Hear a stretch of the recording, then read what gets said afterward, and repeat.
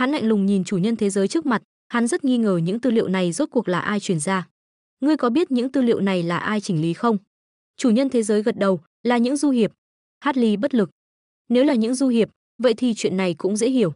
Tổ chức du hiệp trải rộng khắp hỗn độn, số lượng của họ có thể rất ít, nhưng thực lực cá nhân lại rất mạnh. Hắn cũng từng bị du hiệp chơi xỏ, nhớ lại những năm tháng đó, thật sự là không dám nhìn lại. Hắn có thể sống đến bây giờ cũng coi như may mắn. Vì ngươi có thể lấy được tư liệu này, vậy chắc hẳn ngươi có liên lạc với du hiệp. Giúp ta liên lạc với bọn họ. Thực ra hắn cũng quen biết một số du hiệp, nhưng hắn không muốn liên lạc với bọn họ. Những kẻ đó tuy có tổ chức kỷ luật, nhưng cũng không khá hơn đám hải tặc là bao, đều là những kẻ ham tiền bất chấp tính mạng. Chỉ cần cho tiền, bọn họ cái gì cũng dám làm. Nếu không có tiền, cái gì cũng không làm. Muốn nhờ bọn họ, phải trả một khoản phí lớn. Hắn không muốn bỏ ra số tiền này, có thể tiết kiệm được chút nào hay chút đó. Chủ nhân thế giới này có chút do dự, nhưng cuối cùng vẫn đồng ý yêu cầu của Hartley. Không còn cách nào khác, uy áp tỏa ra từ Hartley vượt xa thực lực của hắn. Được rồi, ta liên lạc với bọn họ. Chủ nhân thế giới lấy ra một số vật phẩm, bày ra một pháp trận đặc biệt. Thực ra, việc gọi du hiệp cũng giống như bẫy hiến tế, đều có thể gọi hắn. Cái này của các ngươi trông có vẻ hơi kém cỏi, cần tốn bao nhiêu tài nguyên? Chủ nhân thế giới gật đầu, cũng tạm được, đối với chúng tôi mà nói đã là gánh nặng rất lớn rồi, cần một khối bản nguyên thế giới. Hartley gật đầu, đối với bọn họ, một khối bản nguyên thế giới là có thể gọi một lần. Nếu là hắn ra tay, thì cần rất nhiều thứ, không chỉ bản nguyên thế giới, vì hắn là sứ giả nguyên giới, phải trả thêm một số tiền tệ nguyên giới. Tương ứng cũng sẽ được cung cấp một số dịch vụ đặc biệt, ví dụ như đưa ra thêm một số yêu cầu, hoặc là thay hắn mạo hiểm, vân vân. Tóm lại là đủ loại dịch vụ đặc biệt, cho nên hắn phải trả giá cao hơn một chút. Theo việc hắn liên tục thêm vật phẩm, cho đến khi đặt một viên đá bản nguyên thế giới vào trong, đối phương mới cuối cùng có phản hồi. Một giọng nói khàn khàn vang lên, "Xin chào, vị du hiệp này, ngài có thể giúp tôi một việc được không?" Hartley đẩy chủ nhân thế giới ra, lên tiếng, "Tất nhiên là được, chỉ cần ngươi trả đủ giá, bất cứ việc gì chúng ta cũng có thể giúp. Nói đi, muốn làm gì?" Giọng nói khàn khàn đó nói, "Có thể giúp tôi tra xem sứ giả nguyên giới Hartley đang ở đâu không?" Hartley nói, "Được, 2 khối đá bản nguyên thế giới." Hartley thầm chửi đắt đỏ. Hắn lấy ra 2 khối đá bản nguyên thế giới. Loại đồ vật này ở đây là khó tìm, tuy rằng trong nguyên giới rất nhiều, nhưng ở bên ngoài lại rất hiếm, cho nên hắn cũng không để chủ nhân thế giới này trả. Bây giờ hắn cũng có nguyên tắc. Hiện tại có một Hartley đang ở hỗn độn hệ Debret, thế giới Debret đang chuẩn bị hiến tế ma thần. Một Hartley khác, cũng chính là ngươi, đang ở thế giới Brut. Hartley sững người, hắn nhìn xung quanh, không có ai cả. Tên này làm sao phát hiện ra hắn? Chẳng lẽ bọn họ thật sự có thể giám sát tất cả thế giới sao? Điều này tuyệt đối không thể. Nếu bọn họ thật sự làm được như vậy, thì còn gì là bọn họ không làm được. Ngay cả chủ nhân nguyên giới cũng cần bọn họ làm tai mắt, đi khắp nơi. Còn vấn đề gì nữa không? Nếu không, ta sẽ ngắt kết nối. Liên lạc từ xa rất đắt. Du hiệp bên kia đã có chút mất kiên nhẫn. Mặc dù lần này kiếm được kha khá, nhưng... Xin lỗi, có thể cho ta tọa độ mục tiêu được không? Hỗn độn hệ Debret ở đâu vậy? Hartley vội vàng lên tiếng. Hắn có chút xấu hổ. Mặc dù là sứ giả nguyên giới, hắn đã lang thang trong hỗn độn rất lâu, nhưng phải nói là hắn thật sự không thể nào biết hết mọi nơi. Rất xấu hổ, tọa độ đã được đưa ra, vậy mà lại không biết. Đúng là sứ giả nguyên giới. Tọa độ hỗn độn hệ Debret đã gửi rồi. Rất nhanh hắn nhận được một tin nhắn này bao gồm vị trí chi tiết của hỗn độn hệ Debret.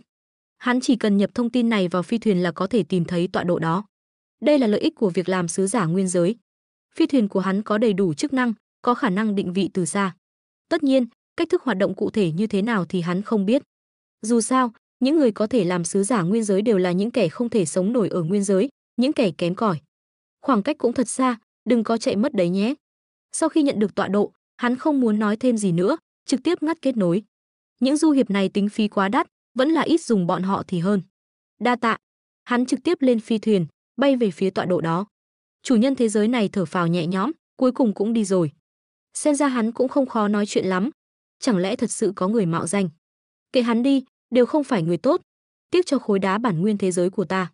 Ngay lúc này, Hartley xuất hiện trước mặt hắn. À đúng rồi, năng lượng của ta sắp hết rồi, bổ sung năng lượng ở chỗ ngươi một chút. Hắn không nói hai lời, trực tiếp lái vào trong thế giới, bắt đầu điên cuồng hấp thụ năng lượng ở đây. Chủ nhân thế giới này lau mồ hôi lạnh. Tên này thật sự là thần xuất quỷ một. Nhìn thế giới của mình bị hấp thụ năng lượng, hắn cũng có chút câm nín. Sợ nhất là gặp phải sứ giả nguyên giới, những kẻ này ngang ngược vô lý, làm việc theo ý mình. Mặc dù tương đối mà nói, tên Hartley này đã rất dễ nói chuyện, nhưng những việc hắn làm vẫn không hề tôn trọng bọn họ. Đợi hắn hấp thụ xong năng lượng, nhìn phi thuyền của Hartley rời đi, hắn không dám lơ là, mà tiếp tục nhìn, sợ hắn lại quay lại đánh lén. Cả một ngày, xác định hắn thật sự đã rời đi, hắn mới thở phào nhẹ nhõm. Tạm biệt. Hartley nhanh chóng bay về phía hỗn độn hệ Debret. Hắn nhất định phải cho tên mạo danh hắn đẹp mặt. Trên đường đi, Hồng Quân và những người khác đều bị giam giữ, ngược lại Từ Phương đã mở mang tầm mắt không ít. Thì ra trong hỗn độn cũng chia thành các loại phạm vi thế lực khác nhau.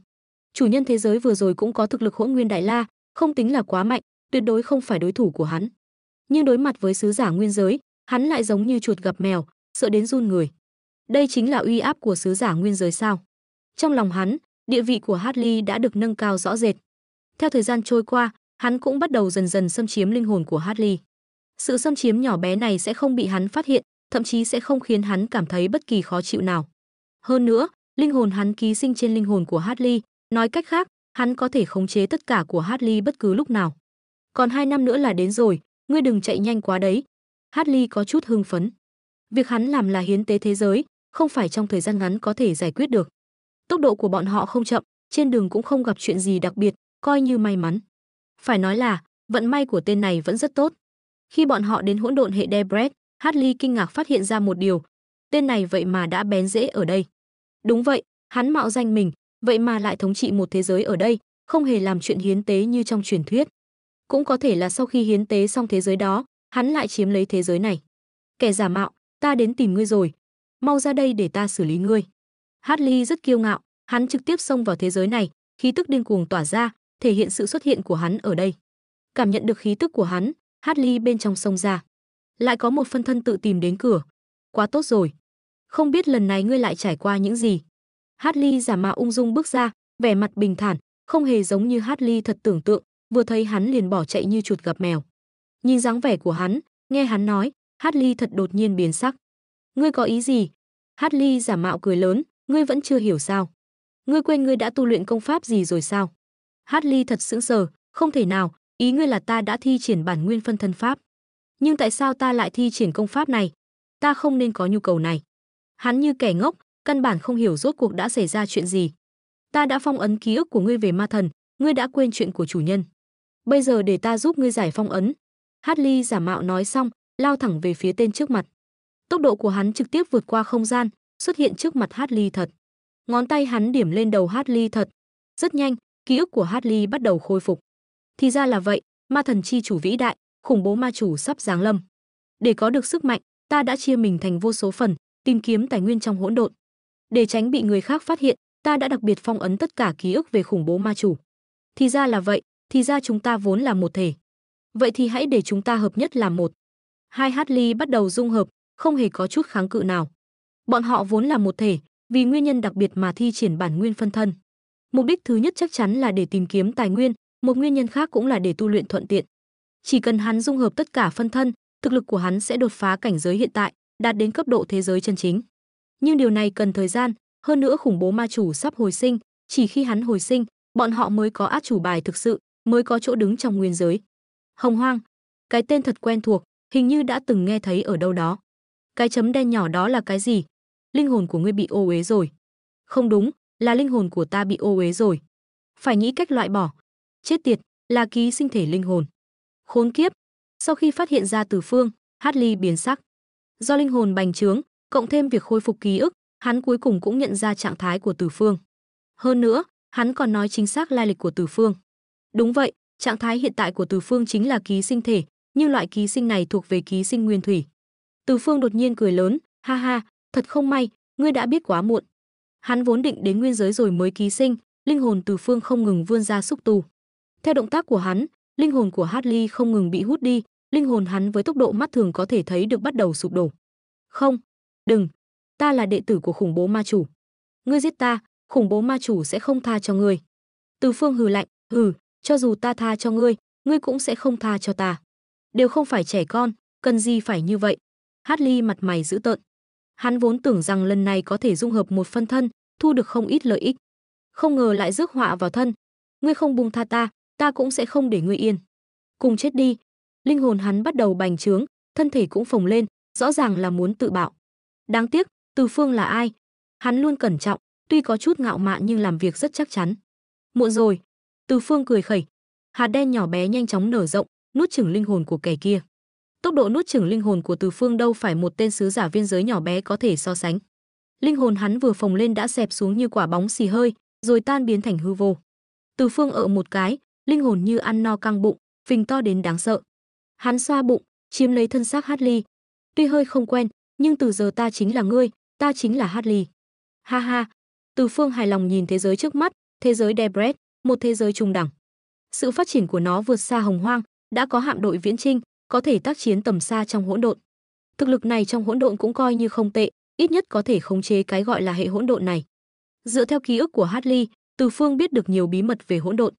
Ma thần hỗn độn, ma chủ khủng bố, chắc chắn sẽ sống lại. Sau khi hắn sống lại, mọi thứ xung quanh sẽ hóa thành hư vô. Tuy không biết hắn có phát hiện ra sự bất thường của mình hay không, nhưng để phòng ngừa, rời khỏi đây là lựa chọn tốt nhất. Chiếm cứ một thế giới trung đẳng cũng vô nghĩa, đến nguyên giới mới có cơ hội phát triển tốt nhất. Từ Phương nhắm mục tiêu vào nguyên giới, một thế giới rộng lớn và hùng mạnh.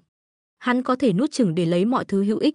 Hắn đã có kế hoạch, một lộ trình rõ ràng hiện ra trong đầu, một lộ trình có thể giúp hắn thu thập đủ thông tin, thậm chí tăng cường thực lực. Từ Phương nhìn tất cả, khóe miệng nhếch lên. Mục tiêu của hắn ở thế giới này đã được xác định, ánh mắt hắn hướng về cánh cổng dịch chuyển liên sao khổng lồ. Đã quyết định đến nguyên giới, phải tìm một địa điểm vững chắc trước, rồi mới có thể qua cánh cổng này đến đầu bên kia của nguyên giới. Chỉ cần tìm được và kiểm soát cánh cổng này, thực lực của ta sẽ tăng vọt. Đến lúc đó, ta còn sợ ai? Mắt Từ Phương lóe lên tia hưng phấn. Hắn bắt đầu tìm kiếm địa điểm vững chắc, tin rằng cánh cổng này chắc chắn có vị trí cố định. Chỉ cần tìm được, hắn có thể dễ dàng đến nguyên giới, thậm chí trong tương lai còn có thể qua cánh cổng này đến những nơi cao cấp hơn. Linh hồn hắn xuyên qua không gian liên sao, nhanh chóng tìm thấy một hành tinh. Hành tinh này là một thế giới trung đẳng, đang mở rộng ra ngoài. Hành tinh này là một lựa chọn tốt, có thể làm mục tiêu của ta. Từ Phương mỉm cười nhìn hành tinh, rồi biến mất khỏi vị trí cũ, xuất hiện trên bầu trời hành tinh đó. Hắn đáp xuống hành tinh ngừng mở rộng. Hắn vươn tay, nắm lấy hành tinh trong lòng bàn tay, bắt đầu hấp thụ sức mạnh bên trong nó. Hành tinh này chứa đầy năng lượng, là một nơi tuyệt vời. Năng lượng ở đây nhiều hơn những hành tinh và tinh hà ta từng nuốt chửng. Từ Phương cảm nhận nguồn năng lượng, vẻ mặt hài lòng. Xem ra ta sắp phát tài rồi. Hắn hiện tại là cảnh giới hỗn nguyên, nhưng nơi đây lại ẩn chứa một tinh hà ngang ngửa cảnh giới thánh nhân. Tinh hà này có thể giúp hắn tăng cường thực lực rất nhanh. Hắn cảm nhận được các loại năng lượng bên trong tinh hà, cảm nhận mọi thứ ẩn chứa trong hành tinh này. Những thứ ta cần nuốt ở đây vẫn còn quá ít. Ta vẫn chưa đạt đến mức có thể nuốt chửng cường giả cảnh giới thánh nhân. Từ Phương lắc đầu thở dài. Hắn biết thực lực mình vẫn chưa đủ mạnh.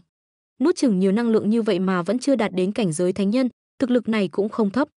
Xem ra vẫn cần phải đến nguyên giới một chuyến, tìm kiếm tài nguyên phù hợp để tăng cường thực lực. Từ Phương lắc đầu, thầm nghĩ, hắn cần rất nhiều tài nguyên. Tài nguyên của thế giới này đã rất khan hiếm, rất khó tìm. Nếu hắn nuốt chửng một phần trong số đó, thực lực của hắn sẽ tăng vọt.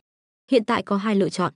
Một là ở lại đây nghỉ ngơi, chờ đợi một thời gian, chờ đợi các thế lực khác, có lẽ ta sẽ tìm thấy thêm thông tin, khi đó thực lực của ta có thể tăng lên nhanh hơn. Lựa chọn thứ hai là rời khỏi hành tinh này ngay bây giờ để tìm kiếm thông tin, rồi tiếp tục đến nguyên giới. Thực lực của ta càng mạnh thì ở nguyên giới càng an toàn. Vậy nên, ta sẽ rời khỏi hành tinh này ngay bây giờ, tìm một nơi an toàn để tu luyện. Đợi khi thực lực đủ mạnh, ta sẽ quay lại nuốt chửng thông tin. Từ Phương suy nghĩ, hắn nhìn xuống hành tinh bên dưới, mắt lóe lên. Nếu vậy, ta sẽ nuốt chửng tinh hà ở đây, nâng cao sức mạnh của mình. Như vậy ta mới có thể đến nguyên giới, đến trung tâm của nguyên giới, đến hành tinh có thể giúp ta tăng cường thực lực đáng kể.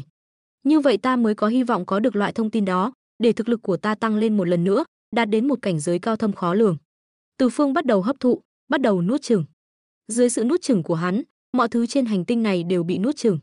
Một luồng sức mạnh tu cơ thể hắn tuôn ra, khiến khí tức của hắn tăng vọt. Hắn cảm thấy sức mạnh của mình đã tăng lên đáng kể. Ha ha ha, Từ Phương cười lớn. Sức mạnh của hắn tăng lên, năng lượng chứa trong hành tinh này cũng giảm đi đáng kể. Bây giờ ta cần nuốt chửng thêm năng lượng, tăng cường thực lực. Ta phải nhanh chóng nâng cao thực lực của mình trong thời gian ngắn. Khuôn mặt Từ Phương lộ ra vẻ vui mừng. Tiếp tục nuốt chửng. Từ Phương thốt ra 3 chữ. Ngay sau đó, hắn điên cuồng nuốt chửng năng lượng của hành tinh này. Sức mạnh của Từ Phương không ngừng tăng lên, thực lực cũng tăng lên. Linh hồn hắn nuốt chửng sức mạnh của các hành tinh xung quanh. Sức mạnh của hành tinh này không ngừng suy yếu. Sau khoảng 3 giờ nuốt chửng, Từ Phương cuối cùng cũng dừng lại. Hắn cảm thấy linh hồn mình dường như cũng mạnh lên một chút. Quả nhiên vẫn phải dựa vào nuốt chửng để tăng cường thực lực mới có thể mạnh lên. Từ Phương mỉm cười hài lòng. Hắn bắt đầu tiếp tục nuốt chửng hành tinh, linh hồn hắn tiếp tục hấp thụ, nhưng tốc độ hấp thụ đã chậm lại. Dù sao hắn còn nhiều việc phải làm. Hartley, sao ngươi còn chưa đến báo cáo với chúa tể khủng bố? Đúng lúc này, từ thiết bị liên lạc mà Từ Phương lấy được từ Hartley, truyền đến một giọng nói vô cùng tức giận. Dựa theo ký ức của Hartley, người đó chính là cấp trên của Hartley, Manza. Ồ, vậy sao? Mấy ngày nay ta gặp chút rắc rối nên quên báo cho ngươi. Nghe thấy giọng nói này, sắc mặt Từ Phương lập tức lạnh xuống. Linh hồn hắn tỏa ra khí tức lạnh lẽo, mắt lóe lên tia sáng vàng. Hắn đang rất tức giận, dám quấy rầy hắn tu luyện. Vậy sao? Giọng nói chế giễu từ thiết bị liên lạc truyền đến. Bây giờ ngươi không chỉ gặp rắc rối, mà còn đắc tội với người không nên đắc tội. Giọng điệu của đối phương có chút hả hê. Ồ, ai dám chọc ta? Từ Phương nhíu mày, vẻ mặt nghi hoặc. Tuy không biết Manza là ai, nhưng hắn dám nói mình đắc tội với người không nên đắc tội, điều này khiến hắn rất khó chịu. Cút! Từ Phương nói thẳng qua thiết bị liên lạc. Nhóc con, xem ra chuyến đi này đã cho ngươi dũng khí chống lại ta. Giọng nói của Manza truyền đến, mang theo chút lạnh lùng. Ta nói, cút! Từ Phương lại nói, xem ra ngươi không cần phải quay về nguyên giới nữa. Ta sẽ giết ngươi. Giọng nói của Manza vừa dứt, trước mặt Từ Phương xuất hiện một cánh cổng không gian. Ngay sau đó, một bóng người mặc áo choàng đỏ xuất hiện trong tầm mắt Từ Phương, chính là Manza. Người này thực lực không tầm thường, sánh ngang đỉnh phong thánh nhân. Dù vậy, Từ Phương không hề sợ hãi.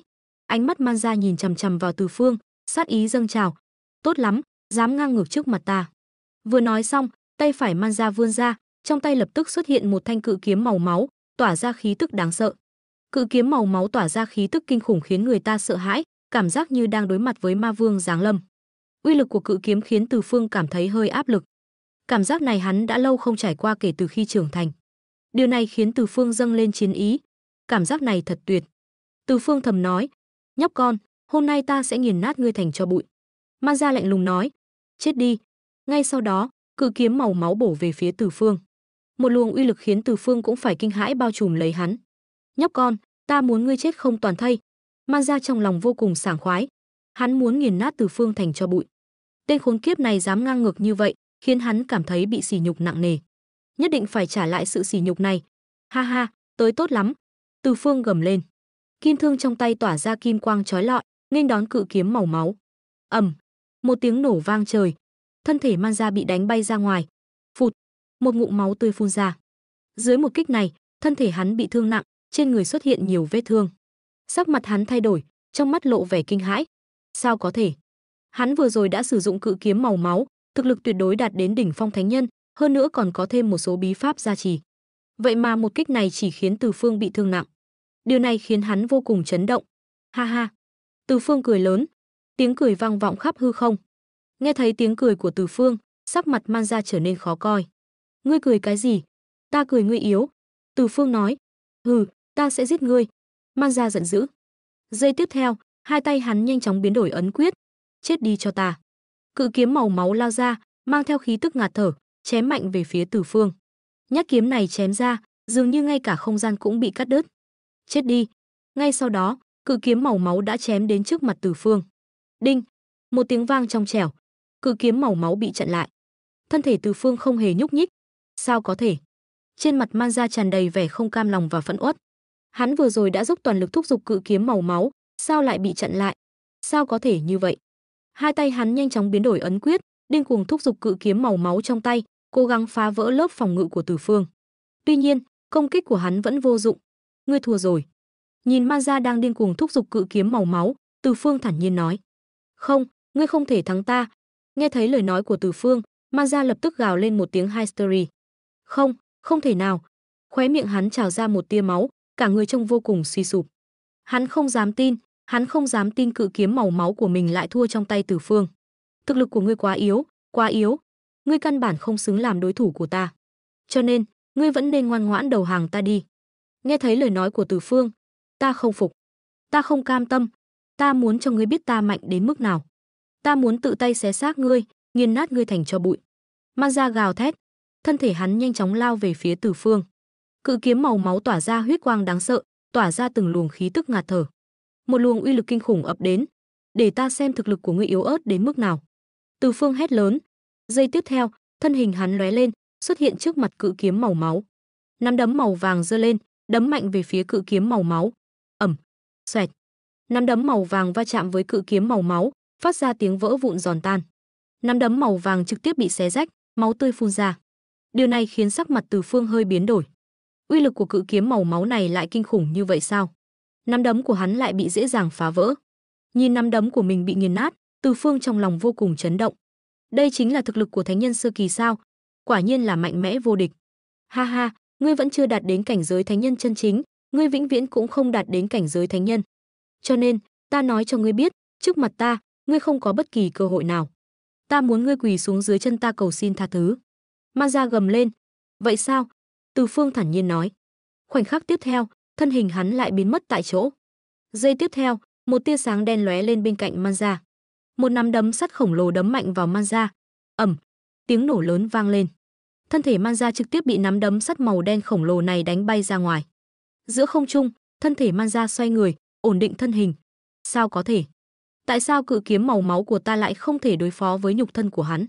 Nhục thân của hắn sao lại mạnh như vậy? Khốn kiếp, ta tuyệt đối không cam tâm. Ta phải giết hắn, xé xác hắn, nghiền nát hắn thành tro bụi. Man Gia gào thét điên cuồng. Thực lực của ta không phải ngươi có thể tưởng tượng được. Hôm nay ngươi chắc chắn phải chết. Man Gia gầm lên liên tục. Khoảnh khắc tiếp theo, trên người Man Gia bộc phát ra uy lực đáng sợ. Từng tia huyết quang đỏ tươi tỏa ra, một bàn tay lửa khổng lồ xuất hiện. Hỏa thần chưởng. Khoảnh khắc tiếp theo, bàn tay lửa này vỗ về phía Từ Phương. Chưởng này chứa đựng khí tức khiến hư không xung quanh cũng phải run rẩy.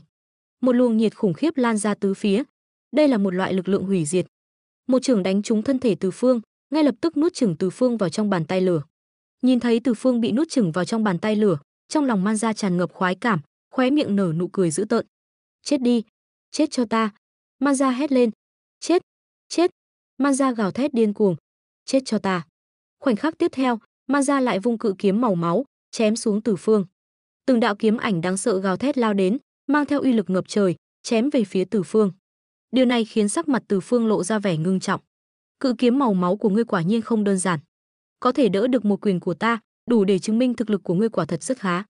Nhưng ta không cho rằng ngươi có thể đánh bại ta, bởi vì thực lực hiện tại của ta là thứ mà ngươi căn bản không thể chống lại. Ta muốn cho ngươi chết không toàn thây. Ta muốn cho ngươi trở thành một cái xác dưới chân ta. Nói xong, Từ Phương lại thi triển cự kiếm màu máu, mang theo va bá đạo vô biên, đánh mạnh về phía cự kiếm màu máu. Ầm, hai bên lại va chạm, lại bộc phát ra tiếng nổ kinh khủng. Lần này, cự kiếm màu máu lại bị đẩy lùi, còn Từ Phương thì bị lực phản chấn khủng khiếp này đánh bay ra ngoài. Phụt, Từ Phương phun ra một ngụm máu, thân hình trượt về phía sau mấy chục mét mới miễn cưỡng đứng vững. Ta đã nói ngươi căn bản không phải đối thủ của ta. Hôm nay ta sẽ cho ngươi thấy thực lực chân chính của cường giả thánh nhân sơ kỳ. Từ Phương nhìn chằm chằm Man Gia ở phía xa, lạnh lùng nói. Hừ. Man Gia hừ lạnh một tiếng, ánh mắt âm trầm, trong mắt lóe lên sát ý lạnh lẽo. Giết hắn. Quát lớn một tiếng, cự kiếm màu máu quét qua, mang theo uy năng hủy thiên diệt địa, đánh về phía Từ Phương. Nhìn cự kiếm màu máu đang lao tới, Từ Phương không chút do dự. Long đằng cửu tiêu, Cửu Long đằng thiên thần võ quyền. Từ Phương lại thi triển ra 9 con rồng vàng. 9 con rồng vàng gào thét trong hư không. Những con rồng vàng này há miệng múa vuốt, gào thét lao về phía cự kiếm màu máu. Hai con rồng vàng quấn lấy nhau, đâm mạnh vào cự kiếm màu máu. Ầm, ầm. Theo từng tiếng nổ vang lên, rồng vàng va chạm vào cự kiếm màu máu, lập tức nổ tung. Không thể nào, tại sao hắn có thể đỡ được cự kiếm màu máu của ta? Nhìn thấy cảnh này, sắc mặt Man Gia đại biến. Cự kiếm màu máu của hắn là pháp bảo cấp đỉnh phong thánh nhân sơ kỳ, cho dù là cường giả thánh nhân sơ kỳ hậu kỳ bình thường cũng không thể đỡ được một chiêu. Thế mà Từ Phương lại có thể dễ dàng đỡ được, hơn nữa còn có thể phản kích. Sao có thể như vậy? Sắc mặt Man Gia trở nên khó coi. Hắn căn bản không thể tin, hắn không thể chấp nhận sự thật này. Hắn là cường giả thánh nhân sơ kỳ, là một trong những thiên tài đỉnh cấp nhất của toàn bộ Tây vực. Thế mà Từ Phương trước mắt lại có thể sánh ngang với hắn. Sao có thể như vậy? Khoảng cách giữa bọn họ thật sự quá lớn, lớn đến mức không thể vượt qua. Chết đi cho ta. Đúng lúc này, Man Gia lại gầm lên, lại vung cự kiếm màu máu, chém về phía Từ Phương. Ầm ầm ầm, sức mạnh khủng khiếp điên cuồng lan ra từ phía. Sức mạnh khủng khiếp tàn phá không gian, tạo thành từng gợn sóng đáng sợ. Tên khốn kiếp, chết đi cho ta. Huyết sắc ma thần giáng thế. Man Gia lại gầm lên. Khoảnh khắc tiếp theo, cự kiếm màu máu tỏa ra khí tức đáng sợ ngập trời, hóa thành một ma thần màu máu, tỏa ra khí thế vô cùng khủng khiếp, nghiền ép về phía Từ Phương. Chết thay ta, chết, chết, chết, chết, chết. Khoảnh khắc này, Man Gia không ngừng vung cự kiếm màu máu trong tay. Từng đạo kiếm mang đáng sợ mang theo khí thế hủy thiên diệt địa, đánh về phía Từ Phương. Mỗi đạo kiếm mang đều có uy lực vô cùng khủng khiếp. Mỗi đạo kiếm mang khủng khiếp đánh trúng thân thể Từ Phương, thân thể Từ Phương liền lùi lại, trên người xuất hiện từng vết thương, máu tươi phun ra, nhuộm đỏ y phục trên người Từ Phương. Nhìn thấy Từ Phương bị cự kiếm màu máu không ngừng tàn phá, trên mặt Man Gia lộ ra nụ cười dữ tợn. Ta không tin ngươi có thể kiên trì đến cùng. Ta muốn cho ngươi biết cái gì gọi là tuyệt vọng và thống khổ. Huyết sắc ma thần giáng thế, chết đi cho ta. Man Gia gầm lên. Ầm ầm ầm. Khoảnh khắc tiếp theo, cự kiếm màu máu lại vung lên, mang theo uy năng hủy diệt tất cả, đánh mạnh về phía Từ Phương. Sắc mặt Từ Phương nhíu chặt lại. Công kích của Man Gia này thật sự quá hung hãn.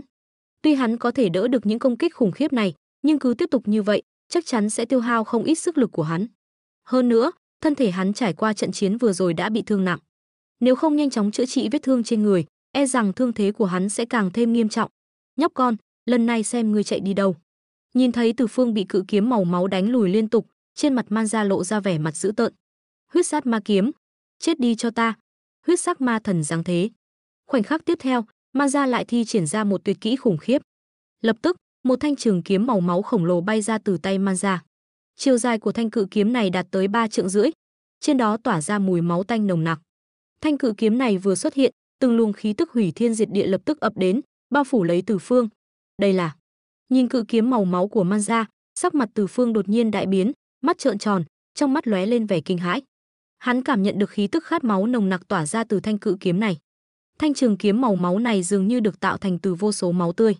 Trong máu tươi vô tận đó, tỏa ra từng tiếng kêu thảm thiết thê lương. Thanh trường kiếm màu máu này tỏa ra mùi vị khát máu và mục nát nồng nặc, dường như đã nhuốm vô số sinh mạng.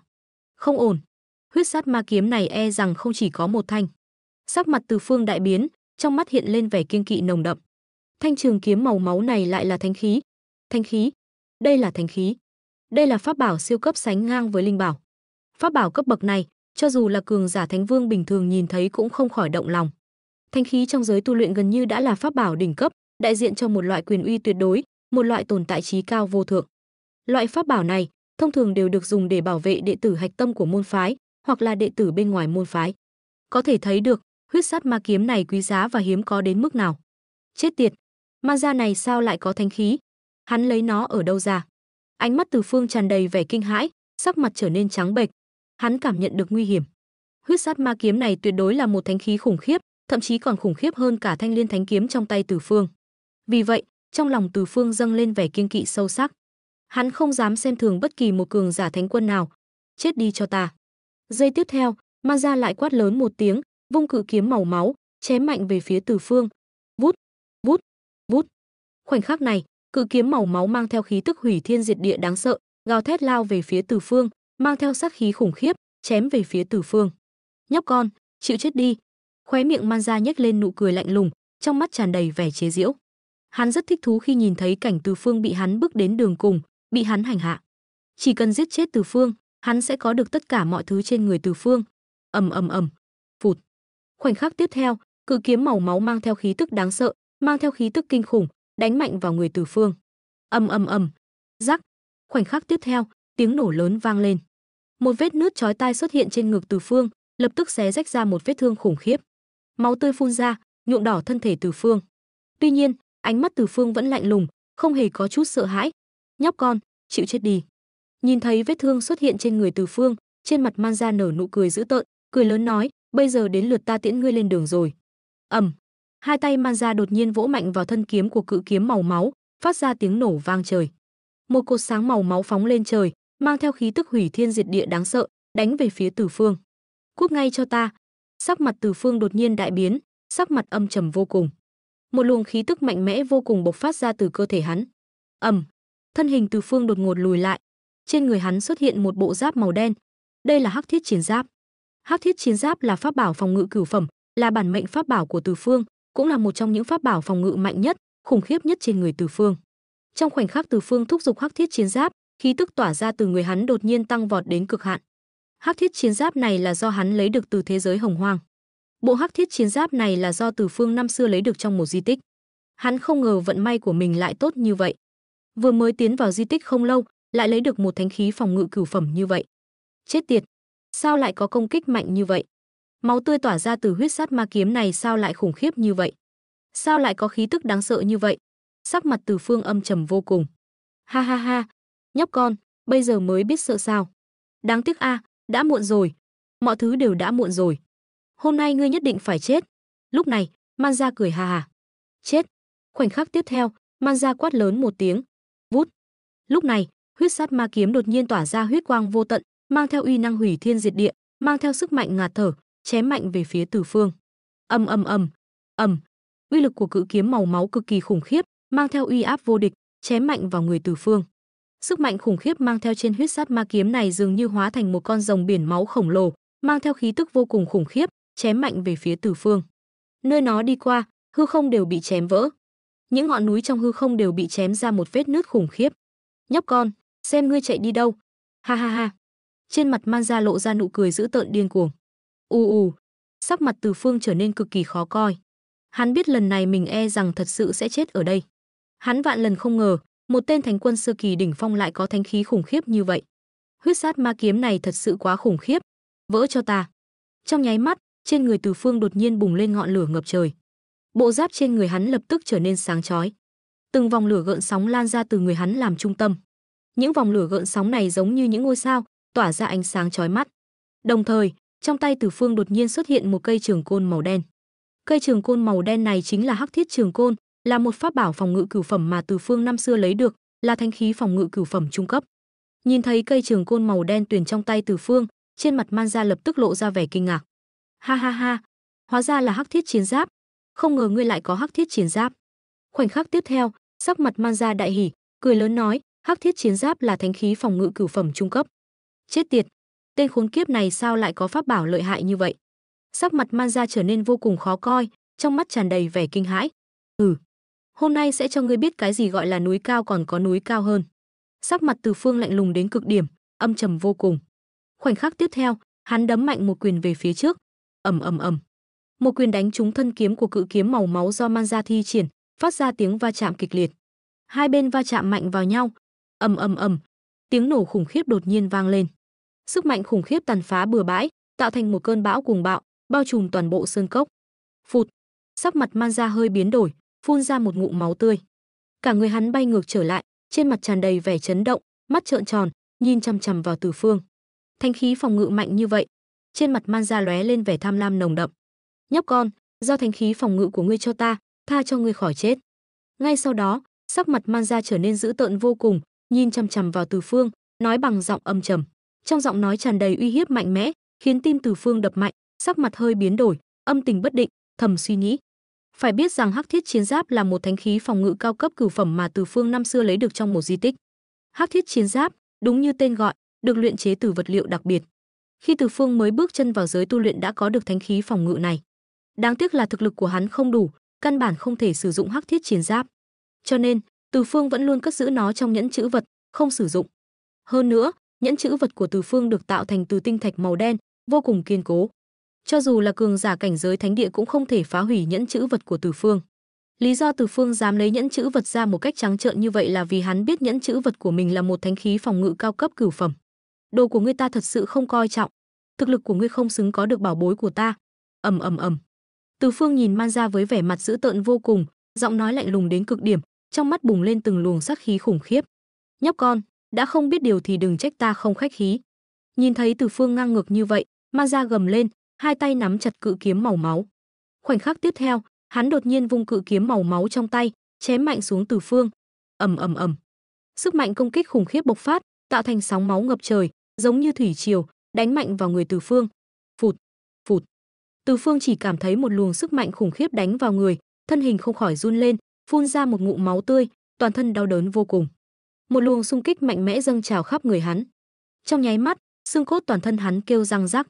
Thân hình hắn lảo đảo, trực tiếp bị đánh bay ra ngoài mấy trăm mét, ngã xuống đất, khóe miệng trào máu.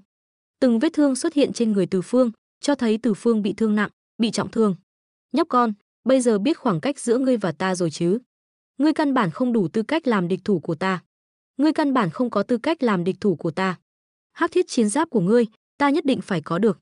Nhìn thấy cảnh này, trên mặt Manza hiện lên nụ cười dữ tợn. Tuy Hắc Thiết Chiến Giáp mạnh mẽ vô địch, là thanh khí phòng ngự cao cấp cửu phẩm, nhưng Manza vẫn có lòng tin đánh bại nó, hơn nữa còn cướp lấy nó. Hắn có một thanh khí phòng ngự cửu phẩm, là một thanh khí phòng ngự trung cấp đỉnh cấp, do một thánh nhân cửu phẩm chế tạo. Thanh khí phòng ngự trung cấp cửu phẩm này có lực phòng ngự mạnh mẽ. Thực lực của Man Gia còn mạnh hơn một chút so với những thánh nhân hậu kỳ cửu phẩm đó. Cho nên, hắn rất tự tin với thánh khí phòng ngự của mình. Khốn kiếp, chết tiệt, lão già này lại có thể bức ta đến mức này. Chết tiệt, ta nhất định phải giết hắn. Trên mặt Từ Phương hiện lên vẻ dữ tợn. Từ Phương không chút do dự, thân hình nhanh chóng lùi lại. Khoảnh khắc tiếp theo, hắn lại tế ra cây rìu lớn màu đỏ máu đó. Ầm ầm ầm. Cây rìu lớn màu đỏ máu này đột nhiên bộc phát ra sức mạnh khủng khiếp, mang theo sức mạnh cường đại, chém mạnh về phía cự kiếm màu máu. Sức mạnh của rìu lớn màu đỏ máu vô cùng cuồng bạo, xé rách từng lớp không khí, giống như dao long, mang theo sức mạnh hủy diệt cuồng bạo vô cùng, chém mạnh vào cự kiếm màu máu. Trong nháy mắt, từng tiếng nổ lớn vang lên, một luồng sức mạnh đáng sợ lan ra tứ phía, cuồn cuộn tràn về bốn phương tám hướng, ập xuống mặt đất, tạo thành từng đợt sóng lớn giống như sóng thần. Khoảnh khắc tiếp theo, sắc mặt Man Gia đột nhiên trở nên trắng bệch, trên mặt hiện lên vẻ đau đớn, phun ra một ngụm máu tươi, sắc mặt trở nên vô cùng tái nhợt, thân hình không khỏi lảo đảo, suýt chút nữa ngã xuống đất. Cây rìu lớn màu đỏ máu này là một kích mạnh nhất của Từ Phương, tiêu hao toàn bộ tinh thần lực của Từ Phương, tiêu hao toàn bộ linh khí của Từ Phương, thậm chí cả linh hồn của Từ Phương cũng bị tiêu hao. Công kích như vậy, cho dù là một thánh nhân thất kiếp bình thường gặp phải cũng phải bỏ mạng, huống chi là Từ Phương. Có thể thấy được, chiêu này của Man Gia đáng sợ và bá đạo đến mức nào. Không chỉ như vậy, lần này Từ Phương cũng đã triệt để chọc giận Man Gia. Tên khốn kiếp, ta sẽ cho ngươi biết ngươi căn bản không có tư cách làm địch thủ của ta. Bây giờ chết đi cho ta. Khoảnh khắc tiếp theo, trên mặt Man Gia hiện lên nụ cười dữ tợn. Thân hình hắn đột nhiên biến mất tại chỗ. Khoảnh khắc tiếp theo, xuất hiện bên cạnh Từ Phương, một chưởng đánh mạnh về phía Từ Phương. Từ Phương lại không né tránh, dường như đã sớm dự liệu được, trong mắt mang theo chút thản nhiên. Ầm, ầm. Chưởng này của Man Gia đánh mạnh vào ngực Từ Phương, lực xung kích đáng sợ đánh mạnh vào người Từ Phương, phát ra tiếng nổ lớn chấn động màng nhĩ.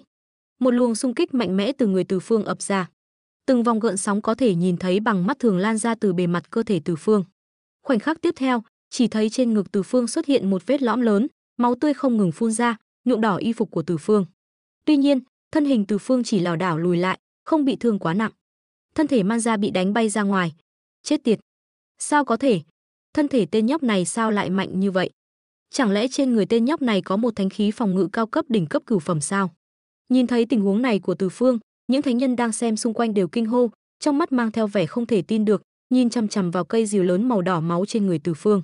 Trong mắt tràn đầy vẻ chấn động, trên mặt lộ ra vẻ kinh hãi, nhìn chằm chằm vào cây rìu lớn màu đỏ máu trên ngực Từ Phương với vẻ không thể tin được. Chết tiệt, thánh khí phòng ngự trên người hắn lại là một thánh khí phòng ngự cao cấp đỉnh cấp cửu phẩm. Nhìn cây rìu lớn màu đỏ máu trên ngực Từ Phương, mí mắt Man Gia giật liên tục, trên mặt lộ ra vẻ ngưng trọng, trong lòng không khỏi dâng lên vẻ kinh hãi nồng đậm. Ha ha, Man Gia lão cẩu, ngươi không phải rất kiêu ngạo sao? Ta sẽ cho ngươi xem cái gì mới là cao thủ chân chính. Quỳ xuống.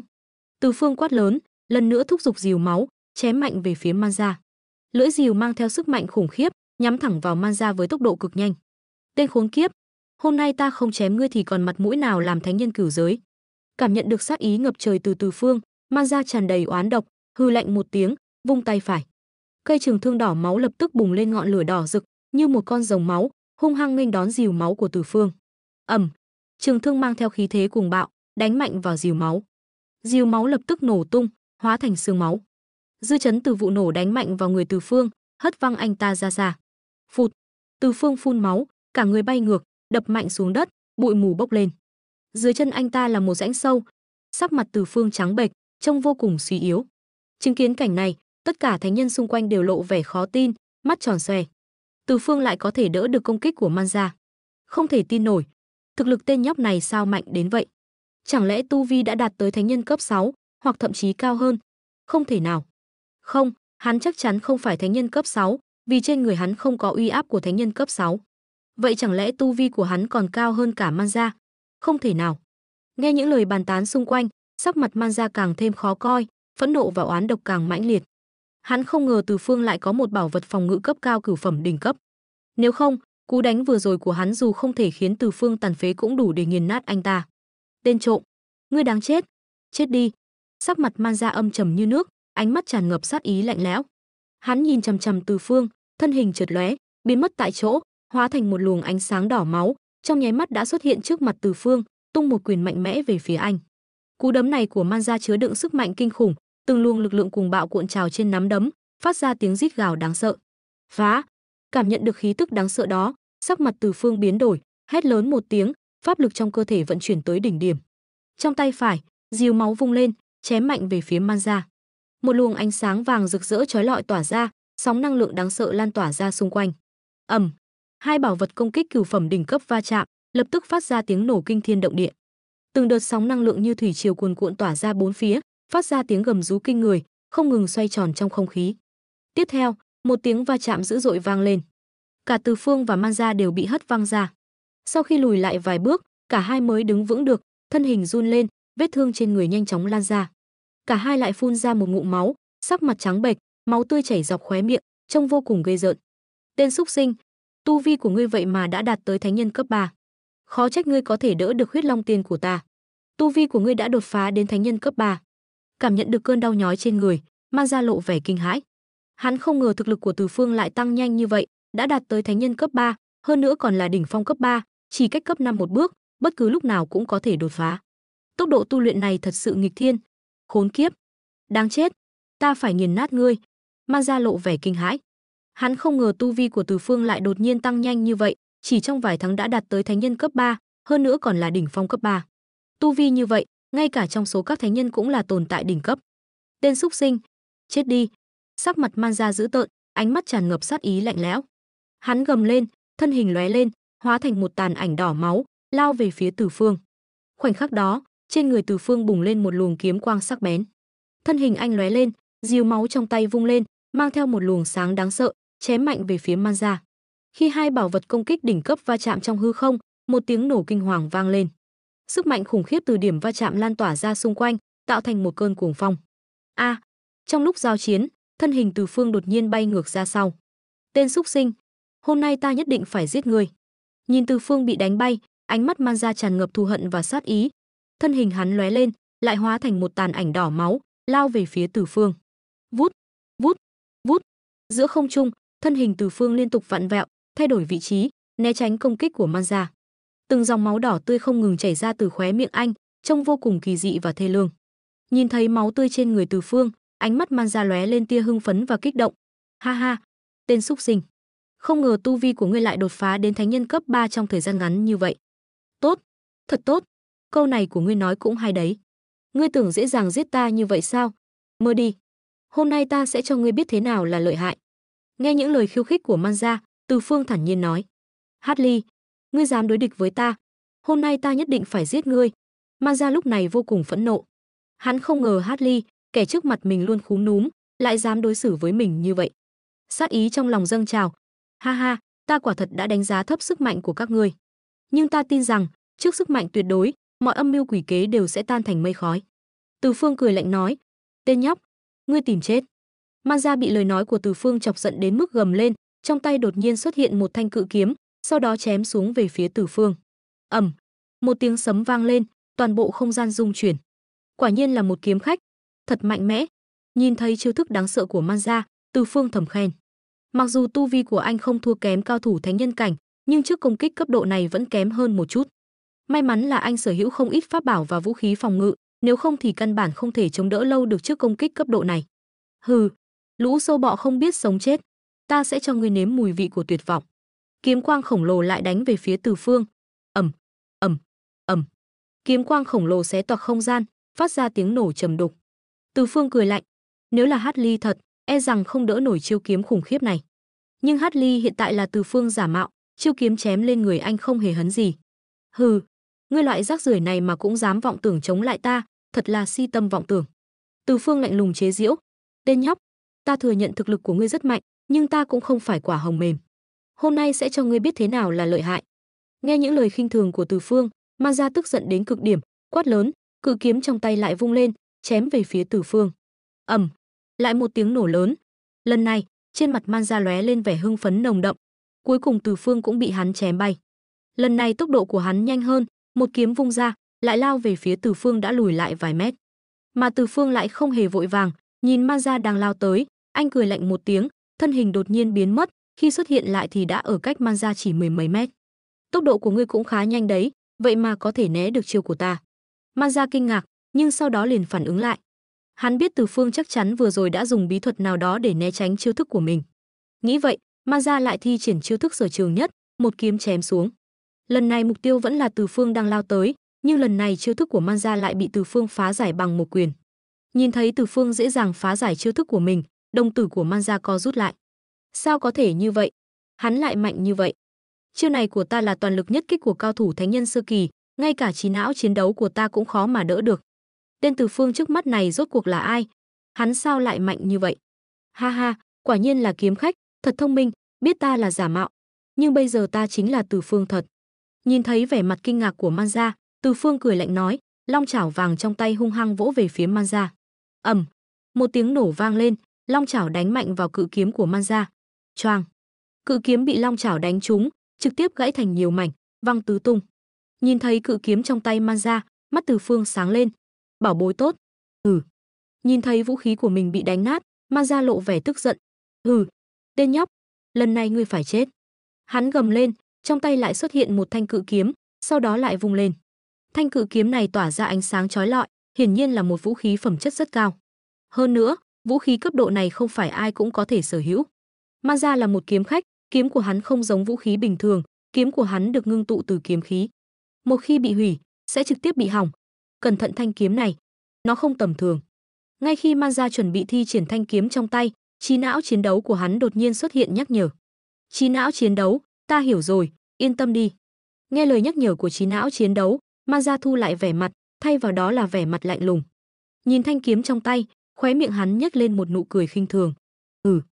Ta sẽ cho ngươi thấy uy lực của thanh kiếm này, cho ngươi thấy sự mạnh mẽ của ta. Manja nói xong, thanh kiếm trong tay lại vung lên. Trong nháy mắt, kiếm quang ngập trời, vô số kiếm khí đánh về phía Từ Phương. Kiếm ảnh đan xen dày đặc, như mưa rơi xuống đầu Từ Phương, khiến anh phải tạm thời né tránh. Dù sao anh cũng không muốn giao chiến với Manja trong trạng thái này. Né tránh những kiếm quang này, thân hình Từ Phương biến mất tại chỗ. Người đâu? Sao đột nhiên biến mất? Chết tiệt, lại chạy trốn rồi. Không được, ta nhất định phải bắt được hắn, không thể để hắn tiếp tục chạy trốn. Nhìn Từ Phương biến mất, Manja tức giận đến cực điểm. Tên Từ Phương này thật quá xảo quyệt, không chỉ né tránh được công kích kiếm quang của hắn, mà còn chạy trốn theo hướng khác. Điều này khiến lòng tự trọng của hắn bị tổn thương. Sắc mặt Manja rất khó coi. Nhưng lần này hắn không định bỏ cuộc, mà đuổi theo hướng Từ Phương vừa đứng. Manja không ngừng truy đuổi Từ Phương, mà phía sau Manja lại có một bóng đen khổng lồ đang điên cuồng đuổi theo. Bóng đen khổng lồ này không ai khác chính là Từ Phương. Lúc này, thân hình Từ Phương như điện xẹt, vừa đuổi theo Manja, vừa không quên điều khiển năng lượng trong cơ thể vận chuyển.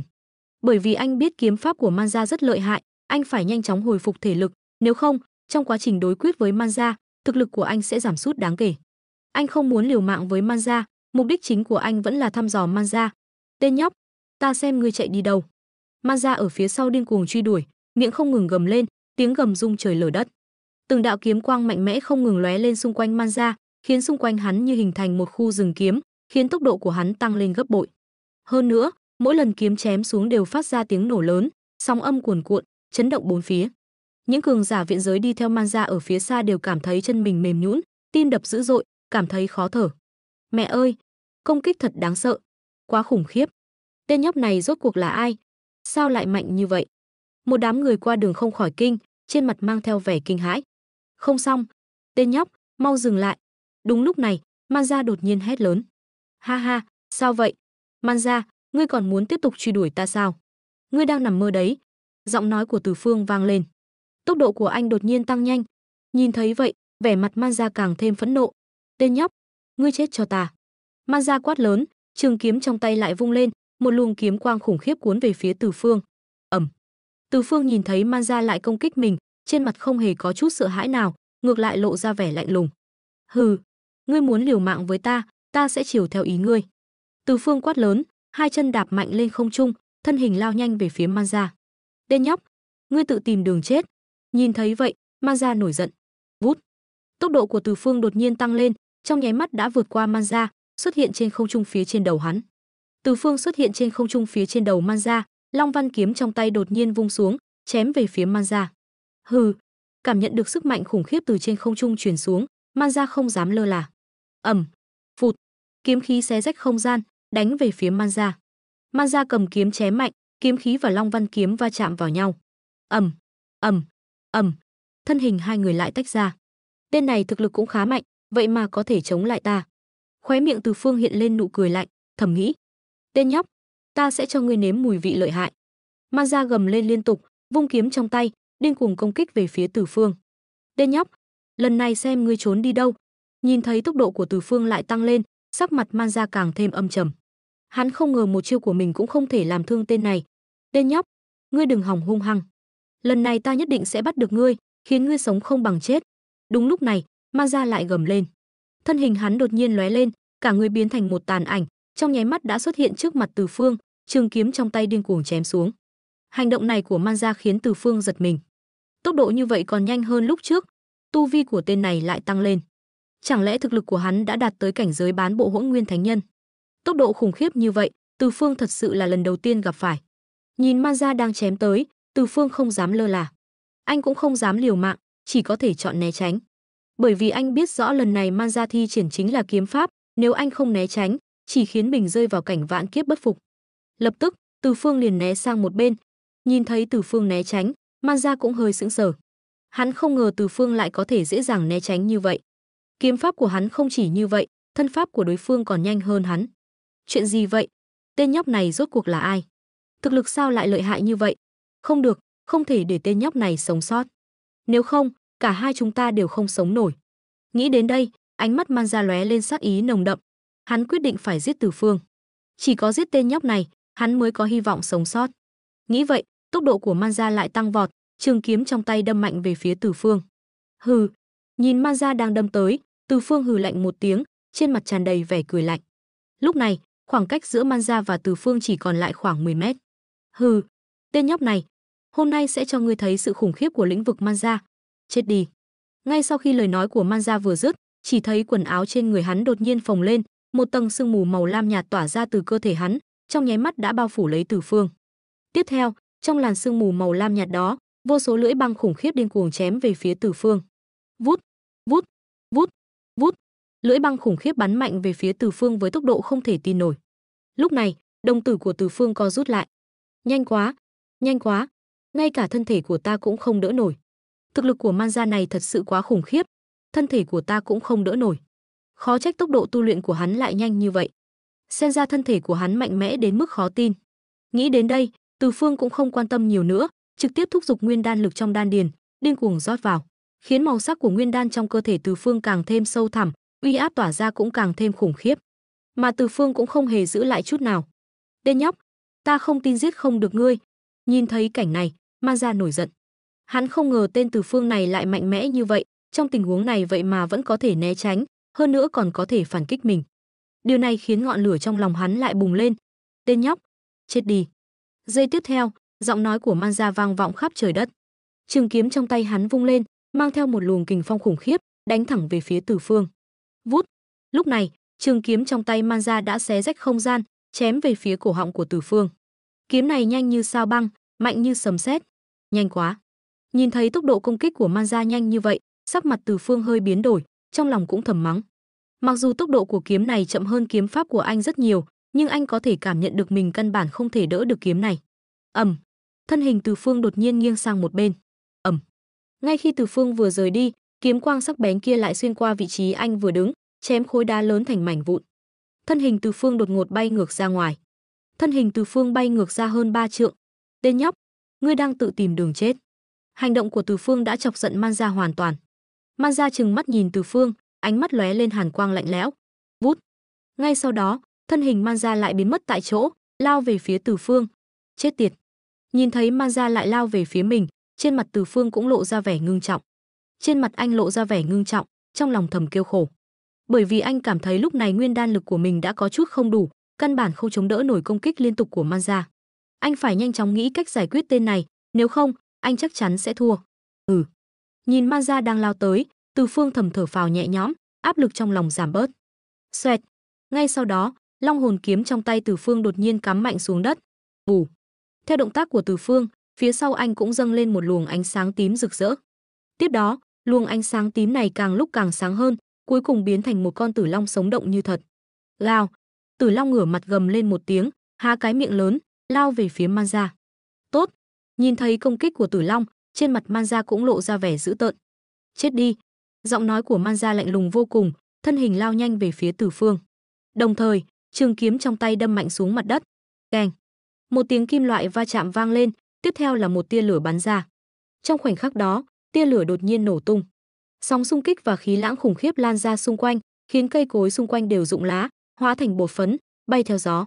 Ầm. Tiếng nổ khủng khiếp vang vọng khắp trời đất, khí lãng cùng bạo tàn phá bừa bãi, khiến Từ Phương cảm thấy xương cốt toàn thân như muốn gãy vụn. Dưới sự va chạm khủng khiếp này, thân hình Từ Phương lại bị hất văng sang một bên. Một ngụm máu tươi phun ra, rơi xuống áo giáp trên người. Sắc mặt Từ Phương trắng bệch, khóe miệng cũng tràn ra vài tia máu, trông vô cùng thê thảm. Phải nói rằng thực lực của Man gia quá mạnh, khiến Từ Phương cảm thấy rất khó chịu. Ha ha, tên nhóc, ngươi bây giờ vẫn chưa phải đối thủ của ta. Hôm nay chính là ngày giỗ của ngươi.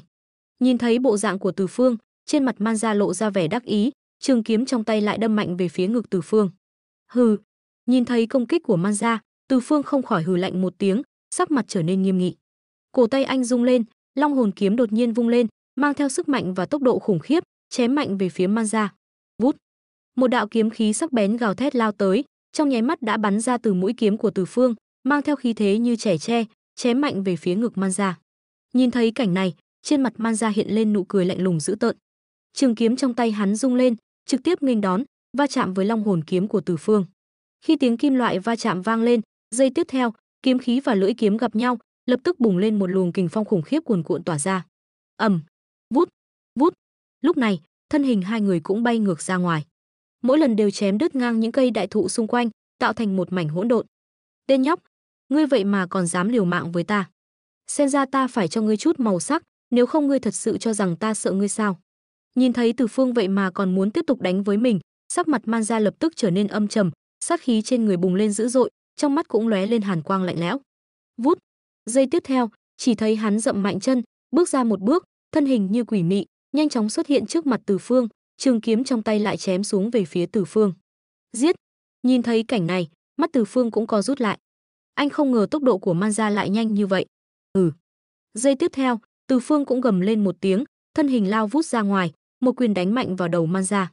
Ầm! Cú đấm này của Từ Phương trực tiếp đánh trúng trán Man gia, phát ra tiếng trầm đục. Sau đó, trên nắm đấm của Từ Phương cũng bừng lên ánh sáng xanh biếc, hung hăng đánh về phía ngực Man gia. Ầm! Theo hai tiếng trầm đục và một tiếng rên rỉ vang lên, thân hình Man gia trực tiếp bay ngược ra sau, ngã mạnh xuống đất, đập ra một cái hố sâu. Xương cốt toàn thân phát ra tiếng răng rắc, mặt mũi méo mó, máu tươi không ngừng phun ra từ miệng, trông vô cùng thê thảm. Bịch! Ngay sau đó, Man gia khó khăn bò dậy từ mặt đất, vội vàng phun ra vài ngụm máu. Trên mặt hắn tràn đầy vẻ không dám tin, không cam lòng và kinh ngạc. Sao có thể như vậy? Không thể nào! Sao có thể như vậy? Man gia trừng lớn mắt, lẩm bẩm. Hắn không ngờ thực lực của mình đã đủ mạnh, đủ để nghiền nát Từ Phương ở cảnh giới thánh nhân, nhưng vẫn không phải đối thủ của Từ Phương, ngược lại còn bị Từ Phương đánh bị thương. Điều này thật sự không thể tin nổi. Tên khốn này, rốt cuộc là quái vật gì? Thực lực sao lại tăng lên nhiều như vậy? Hơn nữa, sao ta càng đánh càng cảm thấy thiệt thòi? Chẳng lẽ hắn vừa rồi đã che giấu thực lực? Không nên à? Nếu hắn che giấu thực lực, hắn hoàn toàn có thể dễ dàng chạy trốn, căn bản không thể ở lại đây liều mạng với ta. Chết tiệt! Rốt cuộc hắn dùng bí thuật gì? Nghĩ đến đây, sắc mặt Man gia càng thêm khó coi, mắt nhìn chằm chằm Từ Phương, nghiến răng nghiến lợi nói, sao vậy? Ngươi tên xúc sinh này, vẫn chưa phục sao? Nhìn thấy vẻ mặt không cam lòng của Man gia, trên mặt Từ Phương hiện lên vẻ giễu cợt, cười nói, đúng vậy, ta không phục. Ta đường đường là Man gia, một đời tông sư, sao có thể thua ngươi, tên nhóc miệng còn hôi sữa này. Ngươi cứ chờ đấy, ta nhất định sẽ không bỏ qua cho ngươi. Ta nhất định sẽ nghiền nát ngươi thành tro bụi, cho ngươi biết ta, Man gia, không phải là hư danh. Nghe lời Từ Phương, mặt Man gia lập tức méo mó, trong mắt tràn đầy oán độc. Môi hắn mấp máy vài cái, giọng khan đặc gầm lên, tốt, nếu ngươi không phục, vậy thì thử xem. Ta xem cuối cùng là ai nghiền nát ai thành tro bụi. Nghe lời Man gia, Từ Phương lại cười lạnh một tiếng, nói, tốt. Vậy ngươi cứ chờ đấy, xem ta lợi hại thế nào. Nghe lời Từ Phương, Man gia lập tức nổi giận. Hắn không ngờ Từ Phương lại kiêu ngạo như vậy. Hắn hít sâu một hơi, sau đó một luồng nguyên khí cuồn cuộn từ trong cơ thể hắn tuôn ra. Trong nháy mắt, cả người hắn trở nên cao lớn, trên người cũng bùng lên một luồng khí tức sắc bén, khiến Từ Phương cũng phải lùi lại vài bước. Không ổn, chiến lực của lão già này hình như lại tăng lên, còn mạnh hơn lúc trước. Từ Phương thầm kêu lên một tiếng. Anh cảm nhận được khí tức tỏa ra từ người Man gia đã trở nên mạnh hơn, lập tức nhíu mày, cảm thấy có chút khó giải quyết. Không quản được nữa, dù thế nào hôm nay chúng ta cũng phải phân thắng bại. Ta tuyệt đối không thể thua, tuyệt đối không thể. Cảm nhận được khí tức tỏa ra từ người Man gia, Trong mắt Từ Phương đột nhiên bùng lên sát ý kiên quyết. Hắn gầm lên một tiếng, liều lĩnh lao về phía Manza. Gào. Giây tiếp theo, một tiếng long ngâm phẫn nộ và dữ tợn cũng phát ra từ cổ họng Từ Phương. Tiếp đó, thân hình Từ Phương như mũi tên rời cung, lao vút về phía Manza. Trong nháy mắt, thân hình hắn đã đến bên cạnh Manza, một quyền đánh mạnh vào đầu Manza. Cảm nhận được cú đấm này của Từ Phương, Manza cũng sững sờ, sau đó hừ lạnh một tiếng, cũng không chút yếu thế giơ tay vỗ mạnh về phía nắm đấm của Từ Phương. Ầm, một tiếng trầm đục vang lên, nắm đấm của Manza và Từ Phương va chạm mạnh vào nhau, phát ra tiếng vang trầm đục. Tiếp đó, hai thân hình đều lùi lại. Thân hình Từ Phương lảo đảo lùi lại 3-4 bước, mà thân hình Manza cũng lùi lại mười mấy bước. Miệng hắn há ra, muốn phun máu, nhưng lại bị nuốt ngược trở lại. Sắc mặt hắn đỏ bừng, hai mắt tràn đầy sát khí. Hắn nhìn chằm chằm Từ Phương, hừ lạnh nói, "Tốt, rất tốt. Thực lực của ngươi so với lần trước lại tăng lên một bậc, vậy mà bức ta phải sử dụng bí pháp. Nhưng ta sẽ không để ngươi dễ chịu đâu. Bây giờ ta muốn mạng của ngươi." Vừa dứt lời, trên người Manza cũng tỏa ra một cỗ uy áp khủng khiếp. Sắc mặt hắn tái nhợt, trong mắt tràn đầy vẻ âm u, thân hình lao vút ra, hóa thành một tia chớp màu trắng, lao về phía Từ Phương. Vút, trong nháy mắt, Manza đã đến bên cạnh Từ Phương. Nguyên khí trên nắm đấm của Manza cuồn cuộn, mang theo kình phong ngập trời, đánh mạnh vào đầu Từ Phương. Một quyền đánh ra, không khí như bị xé rách, phát ra tiếng xé gió dữ dội. Một luồng nguyên khí cuồn cuộn cũng từ nắm đấm của Manza gào thét lao ra, như một cầu vồng trắng, đánh mạnh về phía Từ Phương. Uy thế khủng khiếp đó thật sự khiến người ta nghẹt thở. Cảm nhận được cú đấm khủng khiếp này của Manza, khóe miệng Từ Phương lộ ra nụ cười nhạt. Ngay sau đó, thân hình hắn cũng đột nhiên né sang một bên. Chân hắn điểm nhẹ, thân hình nhanh chóng biến mất tại chỗ, trong nháy mắt đã xuất hiện cách đó 100 mét, né tránh công kích của Manza. Ha, sao nào? Tốc độ của ngươi cũng chỉ có vậy thôi sao? Chỉ là sự chống cự vô ích thôi. Nhìn thấy cảnh này, trên mặt Từ Phương hiện lên vẻ đắc ý. Hắn cười ha hả một tiếng, sau đó xoay người, lại lao về phía Manza. Tên khốn, ta muốn ngươi chết. Nhìn thấy Từ Phương lại lao tới, Manza nổi giận. Tên khốn kiếp, ta muốn ngươi chết. Nhìn thấy Từ Phương lại lao tới, Manza phẫn nộ gầm lên. Hắn không thể ngờ rằng, dù đã dùng đến bí pháp, tốc độ của mình vẫn bị Từ Phương dễ dàng né tránh. Điều này khiến lòng tự ái của hắn bị tổn thương nghiêm trọng. Tên nhóc danh con, ngươi thật sự quá kiêu ngạo rồi. Lần này ta nhất định phải bắt sống ngươi, cho ngươi sống không bằng chết. Manza nghiến răng nghiến lợi, sát khí bùng phát. Hắn quyết tâm phải kết liễu Từ Phương. Ngay lập tức, thân hình Manza lại biến mất, nhanh chóng xuất hiện trước mặt Từ Phương, trường kiếm trong tay điên cuồng chém xuống. Giết! Từ Phương thấy vậy, đồng tử co rụt lại. Hắn không ngờ tốc độ của Manza lại nhanh đến vậy, trong lòng thầm kinh hãi. Hừ! Từ Phương quát lớn, thân hình bùng lên, tung một quyền nghênh đón Manza. Ầm! Nắm đấm của hai người va chạm, tạo ra tiếng nổ lớn. Cả hai đều bị chấn động lùi lại. Từ Phương lùi 3-4 bước, còn Manza lùi hơn 10 bước. Hắn há miệng muốn phun máu, nhưng lại cố nuốt xuống, sắc mặt đỏ bừng, hai mắt tràn ngập sát ý. Hắn nhìn chằm chằm Từ Phương, lạnh lùng nói, tốt lắm. Thực lực của ngươi so với lần trước lại tăng lên một bậc, vậy mà bức ta phải dùng đến bí pháp. Nhưng ta sẽ không để ngươi sống yên đâu. Bây giờ ta sẽ lấy mạng ngươi.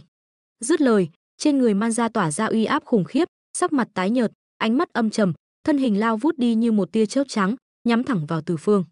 Vút, trong nháy mắt, Manza đã đến bên cạnh Từ Phương, nắm đấm mang theo nguyên khí cuồn cuộn và kình phong đáng sợ, đánh mạnh vào đầu Từ Phương. Không khí như bị xé toạc, phát ra tiếng xé gió chói tai. Một luồng nguyên khí mạnh mẽ từ nắm đấm của Manza gào thét lao ra như một cầu vồng trắng, đánh mạnh về phía Từ Phương. Uy thế khủng khiếp đó khiến người ta nghẹt thở. Cảm nhận được cú đấm đáng sợ này, Từ Phương cười khẩy, thân hình né sang một bên. Hắn điểm nhẹ chân, nhanh chóng biến mất, xuất hiện cách đó 100 mét, né tránh công kích của Manza. Sao nào? Tốc độ của ngươi cũng chỉ có vậy thôi sao? Vô ích thôi. Từ Phương đắc ý cười lớn, xoay người lại lao về phía Manza. Tiểu tử, ta muốn ngươi chết. Thấy Từ Phương lại xông tới, Manza phẫn nộ gầm lên. Hắn không ngờ rằng, ngay cả khi đã sử dụng bí pháp, tốc độ của hắn vẫn bị Từ Phương dễ dàng né tránh. Điều này khiến lòng tự trọng của hắn bị tổn thương nghiêm trọng. Tên nhãi danh, ngươi thật sự quá ngông cuồng. Lần này ta nhất định phải bắt sống ngươi, cho ngươi sống không bằng chết. Manza nghiến răng nghiến lợi, sát khí bùng phát. Hắn quyết tâm phải kết liễu Từ Phương. Ngay lập tức, thân hình Manza lại biến mất, nhanh chóng xuất hiện trước mặt Từ Phương, trường kiếm trong tay điên cuồng chém xuống.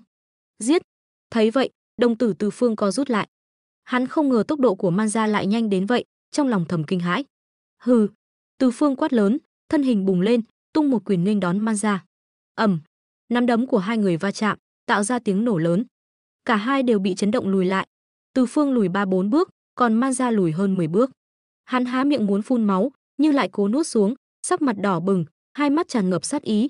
Hắn nhìn chằm chằm Từ Phương, lạnh lùng nói, tốt lắm. Thực lực của ngươi so với lần trước lại tăng lên một bậc, vậy mà bức ta phải dùng đến bí pháp. Nhưng ta sẽ không để ngươi sống yên đâu. Bây giờ ta sẽ lấy mạng ngươi. Dứt lời, trên người Man Gia tỏa ra uy áp khủng khiếp, sắc mặt tái nhợt, ánh mắt âm trầm, thân hình lao vút đi như một tia chớp trắng, nhắm thẳng vào Từ Phương. Vút, trong nháy mắt, Man Gia đã đến bên cạnh Từ Phương, nắm đấm mang theo nguyên khí cuồn cuộn và kình phong đáng sợ, đánh mạnh vào đầu Từ Phương. Không khí như bị xé toạc, phát ra tiếng xé gió chói tai. Một luồng nguyên khí mạnh mẽ từ nắm đấm của Man Gia gào thét lao ra như một cầu vồng trắng, đánh mạnh về phía Từ Phương. Uy thế khủng khiếp đó khiến người ta nghẹt thở. Cảm nhận được cú đấm đáng sợ này, Từ Phương cười khẩy, thân hình né sang một bên. Hắn điểm nhẹ chân, nhanh chóng biến mất, xuất hiện cách đó trăm mét, né tránh công kích của Man Gia. Sao nào? Tốc độ của ngươi cũng chỉ có vậy thôi sao? Vô ích thôi. Từ Phương đắc ý cười lớn, xoay người lại lao về phía Man Gia. Ta không tin ngươi có thể né tránh mãi được. Man Gia gầm lên, thân hình lại lóe lên, đuổi theo Từ Phương. Muốn đuổi theo ta sao? Nằm mơ đi. Từ Phương cười lạnh, tốc độ đột nhiên tăng vọt, kéo dài khoảng cách với Man Gia. Man Gia tức giận đến mức nghiến răng nghiến lợi, nhưng hắn không bỏ cuộc, tiếp tục truy đuổi Từ Phương. Tên nhóc, ngươi đừng hòng chạy thoát. Man Gia gầm lên, trường kiếm trong tay lại vung lên, một luồng kiếm quang khổng lồ chém về phía Từ Phương. Từ Phương cảm thấy nguyên khí trong cơ thể đang dần cạn kiệt, không thể tiếp tục né tránh mãi được. Hắn quyết định phải phản công, chiến đấu đến cùng đi. Từ Phương quát lớn, long hồn kiếm trong tay bùng lên ánh sáng chói lọi, hắn xoay người lại, nghênh đón công kích của Man Gia. ầm, ầm, ầm, hai người kịch liệt giao chiến, kiếm quang và quyền ảnh đan xen, tạo ra những tiếng nổ kinh thiên động địa. Cây cối xung quanh bị sóng xung kích đánh gãy, mặt đất nứt toác. Trong lúc giao chiến, Từ Phương cảm thấy áp lực ngày càng lớn. Thực lực của Man Gia thật sự quá mạnh, hắn không thể chống đỡ lâu được. Phải nhanh chóng kết thúc trận chiến này. Từ Phương thầm nghĩ, ánh mắt lóe lên tia quyết đoán. Man Gia phẫn nộ, sát ý bừng bừng trong mắt. Hắn lao về phía Từ Phương, nhanh như chớp đã đứng trước mặt anh, tung ra một cú thúc cùi trỏ chí mạng. Tốc độ nhanh như sao băng, đủ sức nghiền nát cả đá tảng. Nhưng ngay khi cú đánh sắp giáng xuống đầu Từ Phương, anh lại cười khẩy, chiêu trò vặt vãnh. Để ta cho ngươi thấy bản lĩnh thực sự. Từ Phương không né tránh, ngược lại còn xông thẳng vào Man Gia. Thấy vậy, Man Gia càng thêm khinh thường, tìm chết. Cú thúc cùi trỏ nhắm thẳng vào ngực Từ Phương, muốn hất văng anh. Từ Phương lắc đầu, vẻ mặt chế giễu, ngươi quá ngây thơ. Anh vẫn lao tới, không hề nao núng. Một tiếng nổ vang trời, cột khói hình nấm bốc lên, bao trùm cả hai. Những luồng kình phong cuồn cuộn tỏa ra, không khí như rung chuyển. Khói bụi mịt mù, tiếng ho sặc sụa của cả hai vang lên. Hai bóng người chậm rãi bước ra. Man Gia mặt mày tái mét, ánh mắt lộ vẻ kiêng dè. Từ Phương tuy quần áo rách nát, khóe miệng rỉ máu, nhưng lại mỉm cười đầy lạnh lẽo. Man Gia, trận này ngươi chắc chắn thua. Sức mạnh của ta không yếu như ngươi tưởng. Quỳ xuống dập đầu nhận lỗi, nếu không đừng trách ta vô tình. Man Gia tức giận quát, ngươi nói bậy. Hắn lại lao tới, tung một cú đấm phủ đầy kim quang. Kim cang phục ma quyền, Man Gia gầm lên, cơ bắp cuồn cuộn, toàn thân run rẩy. Cú đấm kèm theo những đợt sóng âm chói tai xé toạc không khí, lao thẳng vào ngực Từ Phương. Từ Phương nheo mắt, hai tay nắm chặt, vận kình tạo thành một tấm khiên vàng. Anh đưa tay trái ra, chộp lấy nắm đấm của Man Gia. Năng lượng va chạm bùng nổ, lan ra hàng trăm mét, cây cối đổ rạp, cành lá gãy vụn. Mặt đất nứt toác như mạng nhện. Hartley, ngươi xong đời rồi. Lần này đừng hòng về nguyên giới, Man Gia gầm lên. Từ Phương thản nhiên, anh đâu phải Hartley thật, sợ gì hắn. Man Gia cười lạnh, khí thế thánh nhân bùng nổ, áp đảo Từ Phương. Từ Phương run lên, như sắp bị nghiền nát. Sao? Sao có thể? Ngươi là thánh nhân? Man Gia kinh hãi. Hắn không thể tin nổi. Không quan trọng, Từ Phương đáp. Ngươi nói ngươi đến từ nguyên giới, vậy tư chất tu luyện sao hơn được ta? Tuổi ngươi chắc chắn nhỏ hơn ta, vậy mà ngươi đã là thánh nhân, còn đạt đến đỉnh phong. Sao có thể? Man Gia gào thét. Ta đúng là đến từ một tộc, nhưng không phải tộc mà ngươi nói. Tộc ngươi nói chắc là loài người sinh ra ở nguyên giới. Tuổi thọ ngắn ngủi, thực lực yếu kém, không như ta đã là thánh nhân đỉnh phong. Ngươi biết cái gọi là dị tộc kia trong mắt ta là cái gì không? Từ Phương chế nhạo. Man Gia biến sắc, rồi trở nên tàn độc, dù ngươi là cái gì, ta cũng sẽ giết ngươi. Kim thương trong tay hắn biến hóa, khí thế cuồng bạo, đâm thẳng vào Từ Phương. Một cột sáng khổng lồ bắn ra, nhắm thẳng vào anh. Thực lực cũng khá, nhưng công kích quá yếu, Từ Phương lắc đầu. Một thanh trường kiếm khổng lồ xuất hiện trong tay anh. Chém, Từ Phương quát, chém tan cột sáng.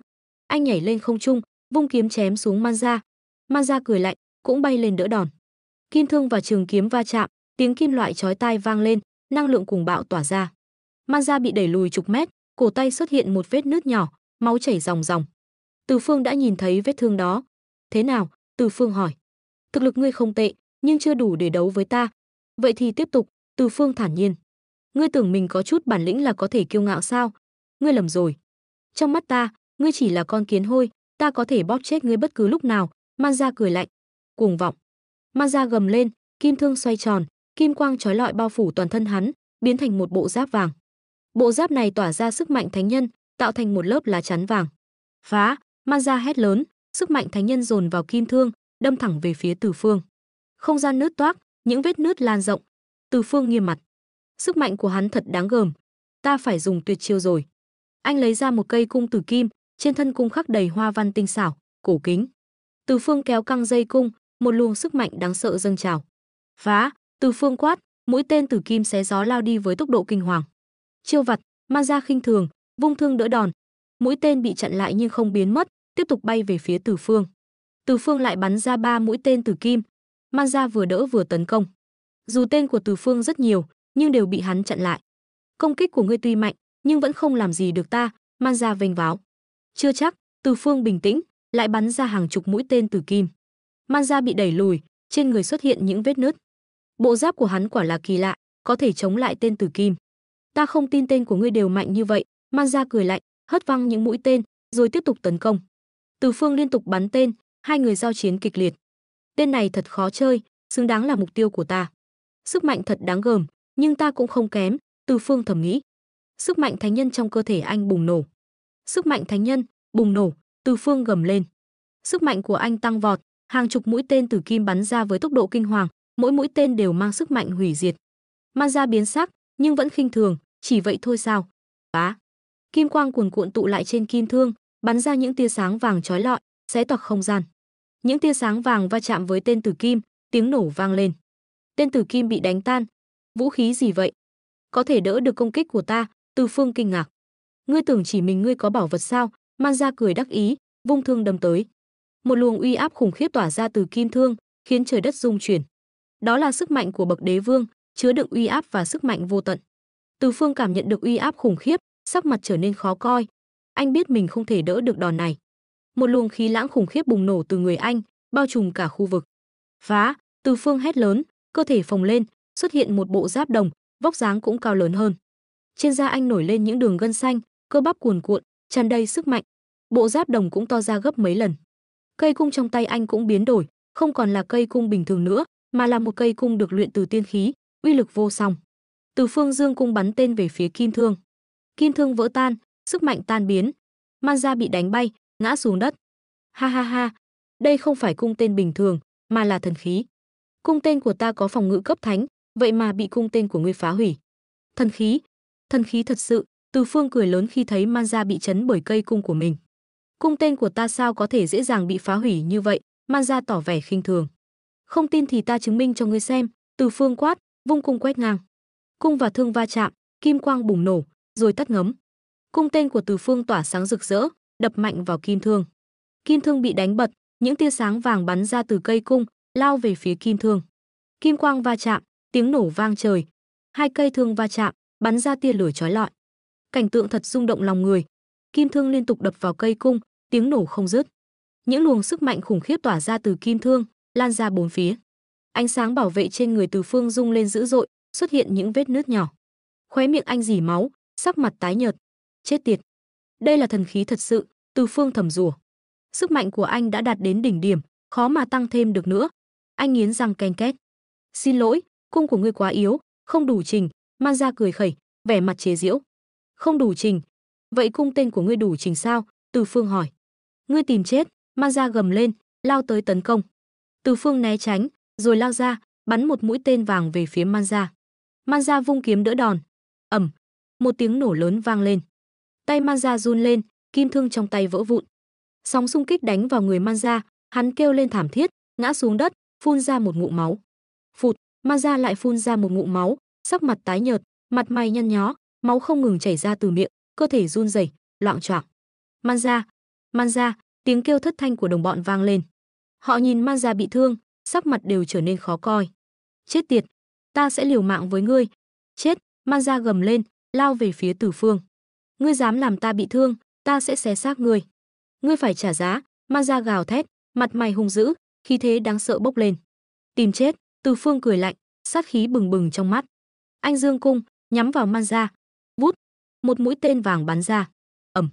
Manza cảm thấy như ngực mình bị một cú đấm cực mạnh, xương sườn như gãy vụn, cả người bay ra ngoài, ngã xuống đất. Phụt! Manza phun ra một ngụm máu, sắc mặt tái nhợt, không còn chút máu. Ánh mắt hắn đầy kinh hãi. Sức mạnh của Từ Phương quá đáng sợ. Manza lảo đảo bò dậy, định bỏ chạy. Còn muốn chạy, Từ Phương cười lạnh, dương cung bắn xuống đất. Vút! Một luồng sáng vàng xuyên qua mặt đất. Ầm! Ầm! Cơ thể Manza bị luồng sáng vàng đánh trúng, đập mạnh vào một ngôi mộ cổ, rồi trượt xuống. A! Tiếng kêu thảm thiết vang lên. Manza máu me bê bết, nằm bất động trên mặt đất, sắc mặt trắng bệch, môi nhợt nhạt, ánh mắt đầy kinh hoàng và tuyệt vọng. Hắn không thể cử động, không thể chạy trốn, cũng không thể đứng dậy. Tiểu tử, ngươi chết chắc rồi. Ngươi sắp chết rồi. Manza nhìn Từ Phương, ánh mắt đầy sát khí. Sau lưng hắn, một con rồng vàng khổng lồ chậm rãi xoay tròn, kim quang tỏa ra, bao phủ lấy hắn, khiến hắn trông thật oai phong lẫm liệt. Vút! Manza lao về phía Từ Phương, nhưng chưa đi được bao xa, hắn đã cảm thấy một bàn chân khổng lồ từ trên trời giáng xuống, đạp mạnh vào người hắn. Ầm! Từ Phương dẫm mạnh lên người Manza, khiến hắn bay ngược lại, đập vào một ngôi mộ cổ, rồi trượt xuống. Rắc! Cơ thể Manza đập mạnh xuống đất, rơi trúng một tảng đá nhô lên, phát ra tiếng động nặng nề. Tiểu tử, ngươi chết chắc rồi. Ngươi sẽ sớm chết thôi. Manza nhìn Manza bị đánh ngã, cười lạnh. Từ Phương nhìn Manza bị mình đánh bay, khóe miệng nhếch lên. Vút! Từ Phương lại lao tới. Vút! Vút! Từ Phương biến thành một bóng mờ, xuất hiện bên cạnh Manza. Tiểu tử, ngươi dám giết ta, ta sẽ không tha cho ngươi. Manza gầm lên, lao vào Từ Phương, tung ra một cú đấm. Cơ thể Manza biến thành một sao băng vàng, lao về phía Từ Phương. Ầm! Cơ thể Manza đập mạnh xuống đất trước mặt Từ Phương, một luồng sức mạnh khủng khiếp bùng nổ, tàn phá mặt đất, tạo thành một hố sâu thăm thẳm, tỏa ra khí độc đáng sợ. Cú đấm vừa rồi của Manza thật đáng sợ. Tiểu tử, ngươi phải chết. Manza thấy công kích của mình không hề hấn gì với Từ Phương, sắc mặt biến đổi, lại bùng nổ khí thế mạnh mẽ, lao vào Từ Phương. Ầm! Ầm! Manza nhanh như chớp, cơ thể lóe lên những tia sáng vàng. Trên tay hắn xuất hiện một đôi găng tay vàng, có những đường vân kim loại lấp lánh, tỏa ra ánh sáng chói lọi.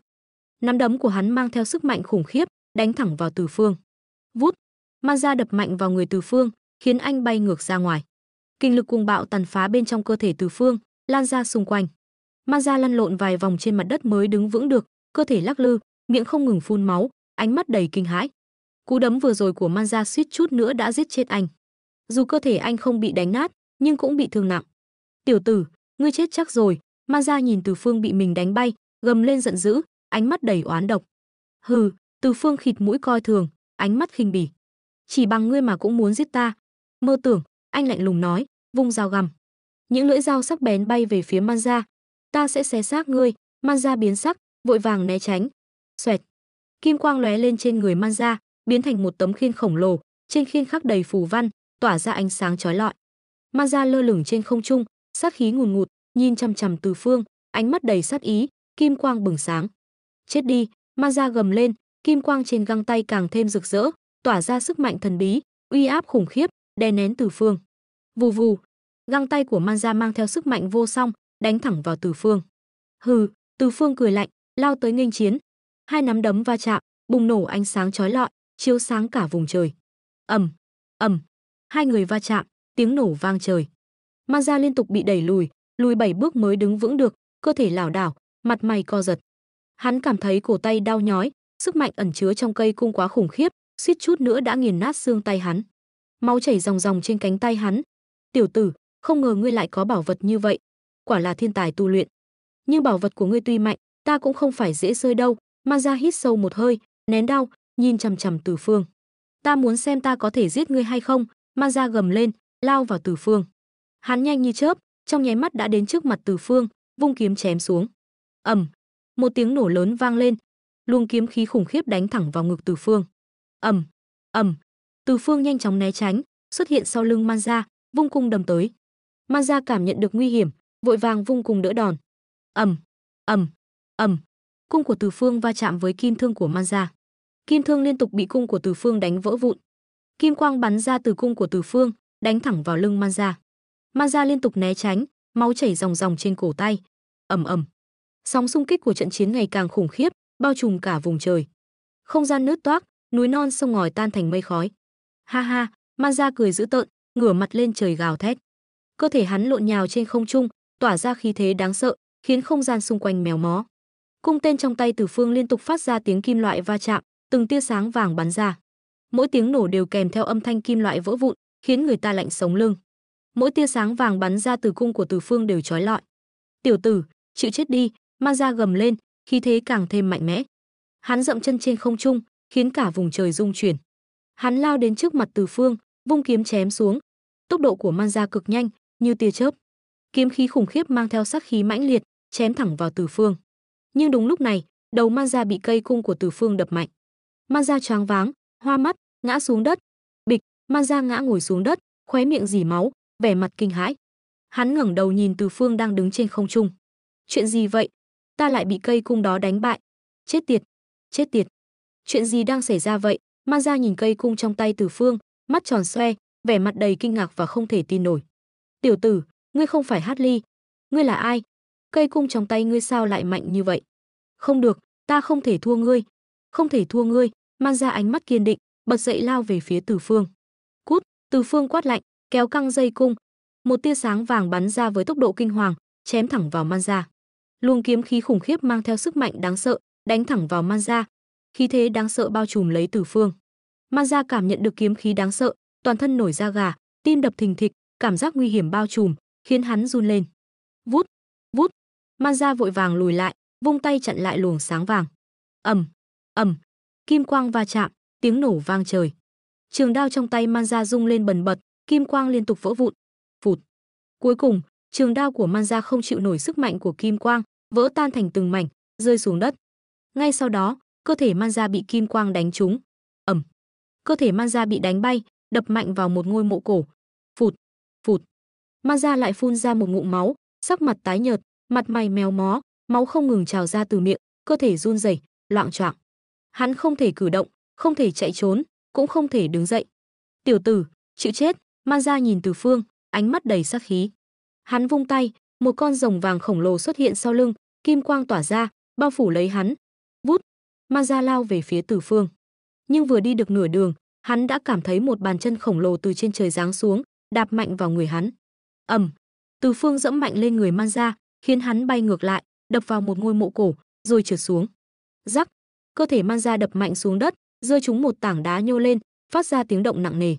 Tiểu tử, ngươi chết chắc rồi, ngươi sẽ sớm chết thôi. Manza nhìn Manza bị đánh ngã, cười lạnh.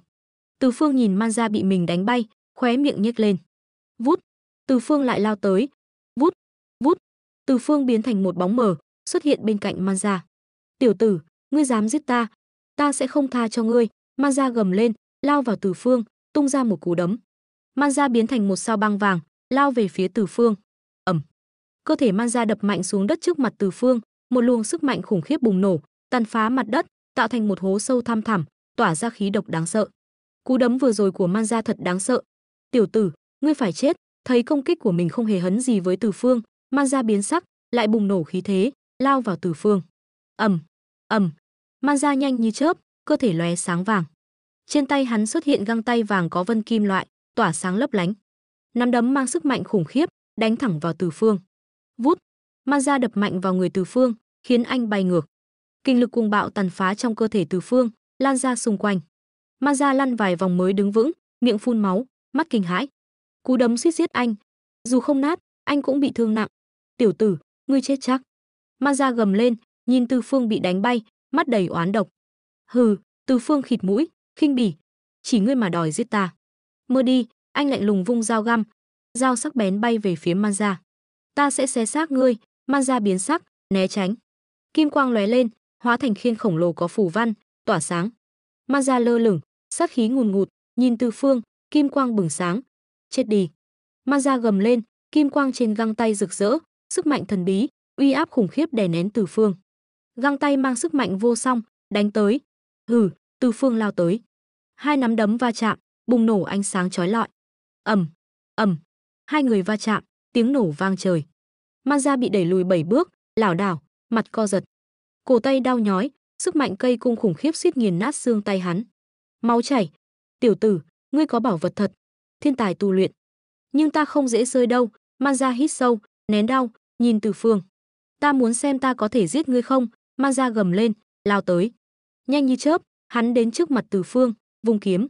Ầm, tiếng nổ lớn, kiếm khí khủng khiếp đánh vào ngực Từ Phương.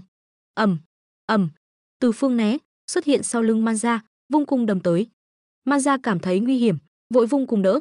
Ầm, ầm, ầm, cung Từ Phương va chạm kim thương Man Gia. Kim thương vỡ vụn, kim quang từ cung Từ Phương bắn vào lưng Man Gia. Man Gia né tránh, máu chảy trên cổ tay. Ầm ầm, sóng xung kích khủng khiếp bao trùm không gian. Không gian nứt toác, núi non sông ngòi tan thành mây khói. Ha ha, Man Gia cười dữ tợn, ngửa mặt gào thét. Hắn lộn nhào trên không, khí thế đáng sợ, không gian méo mó. Cung tên Từ Phương kêu leng keng, kim quang bắn ra. Mỗi tiếng nổ là kim loại vỡ vụn, lạnh sống lưng. Mỗi tia sáng từ cung Từ Phương đều chói lọi. Tiểu tử, chịu chết! Man Gia gầm lên, khí thế mạnh mẽ. Hắn dậm chân, trời đất rung chuyển. Hắn lao tới, vung kiếm chém xuống.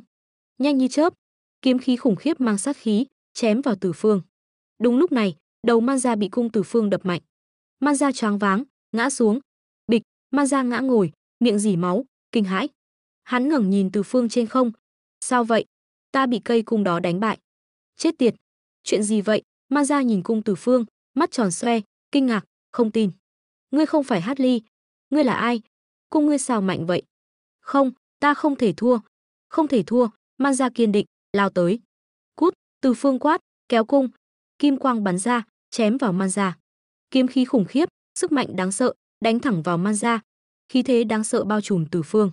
Man Gia cảm thấy kiếm khí, nổi da gà, tim đập mạnh, nguy hiểm, run lên. Vút, vút, Man Gia lùi lại, vung tay chặn kim quang. Ầm, ầm, kim quang va chạm, tiếng nổ. Đao Man Gia rung lên, kim quang vỡ vụn. Phụt, đao Man Gia vỡ tan, rơi xuống. Cơ thể Man Gia bị kim quang đánh trúng. Ầm, Man Gia bị đánh bay, đập vào mộ cổ. Phụt, phụt. Man Gia phun máu, tái nhợt, mặt méo mó, máu trào, run rẩy, loạng choạng. Hắn không động đậy, không chạy, không đứng dậy được. Vẫn còn một đoạn nhỏ cuối file chưa được dịch. Dưới đây là phần dịch nốt đoạn còn lại. Tiểu tử, ngươi chết chắc rồi. Man Gia nhìn Từ Phương, sát khí đằng đằng. Hai tay hắn vận công, một con rồng vàng khổng lồ hiện ra phía sau, kim quang tỏa ra, bao phủ lấy hắn, trông thật oai phong. Man Gia lao về phía Từ Phương, nhưng chưa đi được bao xa, một bàn chân khổng lồ từ trên trời giáng xuống, đạp mạnh vào người hắn. Ầm, Từ Phương dẫm lên người Man Gia, khiến hắn văng ngược, đập vào một ngôi mộ cổ rồi trượt xuống. Rắc, cơ thể Man Gia đập mạnh xuống đất, va vào một tảng đá, phát ra tiếng động nặng nề. Tiểu tử, ngươi chết chắc rồi. Man Gia nhìn Man Gia bị đánh ngã, cười lạnh. Từ Phương nhìn Man Gia, khóe miệng nhếch lên. Anh lại lao tới. Thoáng chốc, Từ Phương đã đến bên cạnh Man Gia. Ngươi dám giết ta? Ta không tha cho ngươi. Man Gia gầm lên, lao vào Từ Phương, tung một cú đấm. Hắn hóa thành sao băng vàng, lao tới. Ầm, Man Gia đập mạnh xuống đất trước mặt Từ Phương. Một luồng sức mạnh khủng khiếp bùng nổ, mặt đất nứt toác, tạo thành một hố sâu tỏa ra khí độc đáng sợ. Cú đấm thật đáng sợ. Ngươi phải chết. Man Gia thấy công kích vô dụng, biến sắc, lại bùng nổ khí thế, lao vào Từ Phương. Man Gia nhanh như chớp, cơ thể lóe sáng vàng, găng tay vàng có vân kim loại xuất hiện, tỏa sáng lấp lánh. Nắm đấm mang sức mạnh khủng khiếp, đánh thẳng vào Từ Phương. Vút, Man Gia đập mạnh vào Từ Phương, khiến anh bay ngược. Kinh lực cuồng bạo tàn phá trong cơ thể Từ Phương, lan ra xung quanh. Man Gia lăn vài vòng mới đứng vững, miệng phun máu, mắt kinh hãi. Cú đấm suýt giết anh, dù không nát, anh cũng bị thương nặng. Tiểu tử, ngươi chết chắc. Man Gia gầm lên, nhìn Từ Phương bị đánh bay, mắt đầy oán độc. Hừ, Từ Phương khịt mũi, khinh bỉ. Chỉ ngươi mà đòi giết ta. Mơ đi. Anh lạnh lùng vung dao găm, dao sắc bén bay về phía Man Gia. Ta sẽ xé xác ngươi. Man Gia biến sắc, né tránh. Kim quang lóe lên, hóa thành khiên khổng lồ có phù văn, tỏa sáng. Man Gia lơ lửng, sát khí ngùn ngụt, nhìn Từ Phương, kim quang bừng sáng. Chết đi. Man Gia gầm lên, kim quang trên găng tay rực rỡ, sức mạnh thần bí, uy áp khủng khiếp đè nén Từ Phương. Găng tay mang sức mạnh vô song, đánh tới. Từ Phương lao tới. Hai nắm đấm va chạm, bùng nổ ánh sáng chói lọi. Start of Fire Part 19. TXT, thân thể hai người va chạm giữa không trung, tiếng nổ vang trời. Ầm ầm. Quyền sáo của Mã Nhĩ Trát và Từ Phương va chạm, tạo ra những tiếng nổ chói tai, vang vọng khắp đất trời. Khí thế của cả hai ngày càng cuồng bạo, khí tức dâng trào như sóng cuộn, khiến người xem kinh hãi lùi lại. Bành bành bành. Mã Nhĩ Trát và Từ Phương liên tục giao chiến, Quyền sáo tỏa ra kim quang chói lọi, va chạm tạo ra những tiếng nổ liên hồi, sóng xung kích đáng sợ lan tỏa. Sau hàng chục chiêu, Mã Nhĩ Trát phun ra một ngụm máu, thân hình loạng choạng, suýt ngã xuống đất. Thấy vậy, Từ Phương cười khẩy, nắm đấm nhanh như chớp, đánh thẳng vào Mã Nhĩ Trát. Bành bành. Nắm đấm của Từ Phương mang theo tiếng gió sắc bén, đánh mạnh vào ngực Mã Nhĩ Trát. Mã Nhĩ Trát thấy nắm đấm của Từ Phương đánh tới, sắc mặt biến đổi, vội vàng né tránh, nhưng vẫn chậm một bước, bị trúng đòn vào ngực. Cả người như diều đứt dây bay ngược ra sau, ngã xuống đất, phun ra một ngụm máu lớn, sắc mặt trắng bệch, ánh mắt kinh hãi nhìn Từ Phương, đầy vẻ khó tin. Không thể nào, hắn không ngờ Từ Phương có thể đỡ được quyền sáo của mình. Cú đấm vừa rồi gần như đã dốc toàn bộ chân nguyên, ngay cả tu sĩ cảnh giới thánh nhân bình thường cũng phải bỏ mạng, vậy mà Từ Phương vẫn bình an vô sự. Hắn không thể tin được. Từ Phương nhìn Mã Nhĩ Trát bằng ánh mắt lạnh lùng, xoay xoay con dao găm trong tay, tỏa ra hàn quang sắc lạnh, nhắm thẳng vào cổ họng Mã Nhĩ Trát. Mã Nhĩ Trát lộ vẻ tuyệt vọng, nhìn con dao găm đang đâm tới, ánh mắt lóe lên sự không cam lòng và hối hận, thân thể không ngừng giãy giụa. Hắn muốn dùng khiên chắn đỡ, nhưng cổ tay đau nhói, không thể cử động. Không, không, ta không muốn chết, ta còn nhiều việc chưa làm xong. Ta không muốn chết như vậy. Mã Nhĩ Trát gào thét trong lòng. Bành. Quyền sáo vàng của Mã Nhĩ Trát phát ra tiếng nổ lớn, một luồng kim quang tỏa ra, bao phủ lấy Từ Phương, muốn ngăn cản đòn tấn công. Bành. Từ Phương nhìn quyền sáo vàng đang bao phủ mình, khẽ nhếch mép cười khinh bỉ. Thân hình hắn đột nhiên hóa thành một tia kim quang, xuyên qua lớp phòng ngự của quyền sáo vàng, tiếp tục chém xuống Mã Nhĩ Trát. Xoẹt, kim quang lóe lên, lưỡi dao sắc bén chém vào ngực Mã Nhĩ Trát. Tiểu tử, ta không tin ngươi có thể đánh bại ta. Mã Nhĩ Trát gầm lên, chặn được lưỡi dao, lại xông về phía Từ Phương. Từ Phương cười lạnh, không chút sợ hãi. Đao kiếm va chạm, kim quang chói lọi. Từ Phương vung tay đẩy lùi Mã Nhĩ Trát, sau đó chộp lấy một tảng đá lớn dưới đất, lao tới, nện xuống. Mã Nhĩ Trát không kịp né tránh, chỉ có thể giơ tay đỡ đòn. Bành, tảng đá vỡ vụn, bắn tung tóe. Mã Nhĩ Trát kinh hãi, không ngờ Từ Phương có thể bóp nát tảng đá bằng tay không. Lợi hại, tốc độ thật nhanh, công kích thật mạnh. Mã Nhĩ Trát kinh hô, tiếp tục nghênh chiến. Từ Phương lại tung một cú đấm. Mã Nhĩ Trát liên tục vung quyền đỡ đòn. Bành, Mã Nhĩ Trát lại bị đánh bay. Nỗi sợ hãi trong lòng hắn ngày càng lớn. Tên tiểu tử này quá mạnh, giản trực như quái vật. Từ Phương tiếp tục tấn công. Hắn biết nếu không nhanh chóng giải quyết phiền phức này, sẽ rất khó thoát thân. Mã Nhĩ Trát lại bị đánh bay, hắn bắt đầu hoảng sợ. Từ khi gia nhập đội ngũ này, hắn chưa từng gặp đối thủ nào. Ngay cả những kẻ thù mạnh mẽ, hắn cũng có thể dễ dàng đối phó. Nhưng khi đối mặt với Từ Phương, hắn luôn xử thế. Hắn biết mình đã gặp phải đối thủ mạnh, hơn nữa còn rất khó chơi. Mã Nhĩ Trát càng thêm hoảng loạn, không dám dây dưa nữa, dốc toàn lực ứng phó. Bành, lại một lần giao chiến kết thúc, Mã Nhĩ Trát lại bị đánh bay. Từ Phương tiếp tục xông lên. Bành bành bành. Tiếng va chạm liên tiếp vang lên, Mã Nhĩ Trát liên tục bị đánh bay, cuối cùng không thể chống đỡ nổi nữa, thân thể đập vào tường, ngã xuống đất. Hắn nằm trên mặt đất, thở hổn hển, trong lòng tràn đầy tuyệt vọng. Tên tiểu tử này thật sự rất mạnh, ta đã dốc hết sức rồi mà vẫn không thể đánh bại hắn. Tại sao? Mã Nhĩ Trát nghi hoặc, câu hỏi này cứ lởn vởn trong đầu hắn, nhưng hắn không tìm được câu trả lời. Từ Phương đi tới bên cạnh Mã Nhĩ Trát. Sao rồi? Hết sức rồi à? Từ Phương nhìn Mã Nhĩ Trát nằm dưới đất. Mã Nhĩ Trát ngẩng đầu trừng mắt nhìn Từ Phương. Ngươi muốn làm gì? Từ Phương cười nhếch mép. Ngươi không phải nói ngươi rất lợi hại sao? Không phải nói muốn giết ta sao? Sao giờ hết sức rồi? Ta. Mã Nhĩ Trát ấp úng. Hắn rất muốn giết Từ Phương, nhưng hắn cũng biết rõ, nếu hắn thật sự giết chết thiếu niên này, e rằng hắn cũng sẽ phải chịu hình phạt nặng. Hắn biết lần này mình đã đá phải tấm sắt, chọc giận người không nên chọc. Mã Nhĩ Trát thở dài. Ta nhận thua. Tiểu tử, ta nhận thua. Ngươi thả ta đi. Mã Nhĩ Trát cầu xin. Muộn rồi. Từ Phương lắc đầu. Ngươi không phải đối thủ của ta. Ta có thể nhận thua. Nhận thua mà. Mã Nhĩ Trát vội vàng nói. Không được. Nhận thua đồng nghĩa với thất bại. Ta là người không thích nhận thua. Vì vậy, ngươi phải chết. Từ Phương lạnh lùng nói. Ta không cam lòng.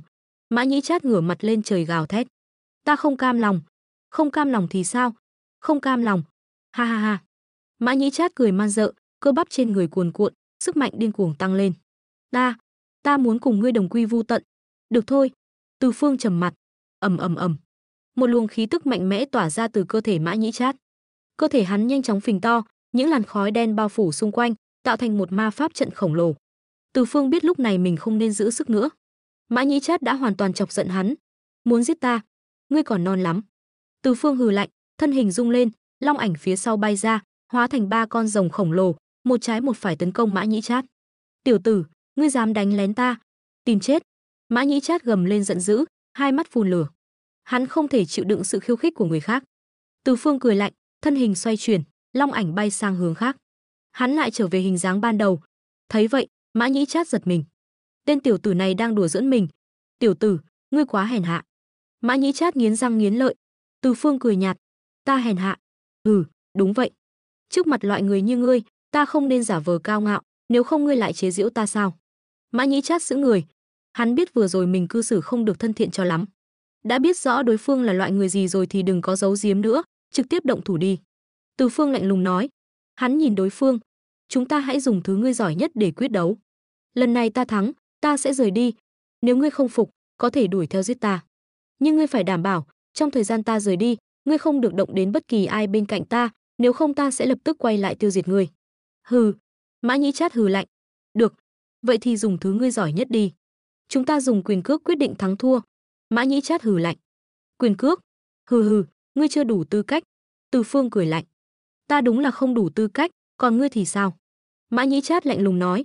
Ta đương nhiên càng không đủ. Từ Phương thản nhiên nói. Nếu ngươi không tin, ta cũng hết cách. Mã Nhĩ Trát nghiến răng. Hắn biết khoảng cách giữa mình và thiếu niên này quá lớn, căn bản không thể là đối thủ. Hắn không cam lòng, nhưng cũng chỉ có thể chấp nhận. Nếu đã vậy, chúng ta dùng quyền cước quyết định thắng thua. Ta sẽ khiến ngươi hối hận. Mã Nhĩ Trát nghiến răng nói. Tốt, ta chờ. Từ Phương cười nói. Hừ. Mã Nhĩ Trát hừ lạnh. Cơ thể hắn nhanh chóng biến lớn, toàn thân đen sì, cơ bắp cuồn cuộn như một con sư tử hung dữ. Gào.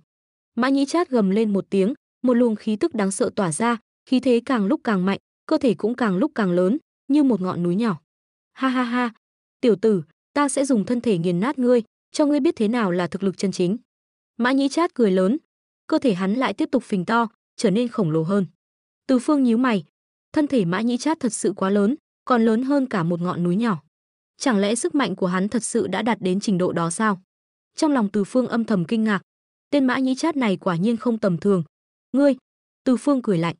Cơ thể hắn cũng biến lớn hơn, cao hơn, ba con rồng phía sau cũng trở nên khổng lồ hơn, tỏa ra khí tức đáng sợ. Tên này vậy mà biến thân. Đồng tử Mã Nhĩ Trát co rút lại. Sau khi biến thân, cơ thể hắn lớn hơn gấp 10 lần, chiều cao cũng tăng lên một đoạn, trở nên vạm vỡ hơn, uy vũ bá khí hơn. Ha ha ha, tiểu tử, giờ thì biết ta đáng sợ rồi chứ? Giờ thì biết khoảng cách thực lực giữa chúng ta lớn đến mức nào rồi chứ?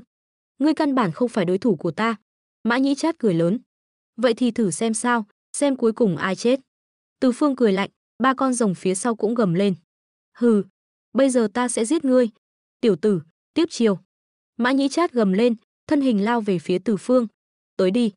Từ Phương cười lạnh một tiếng, thân hình lóe lên, ba con rồng phía sau cũng theo sát bay ra.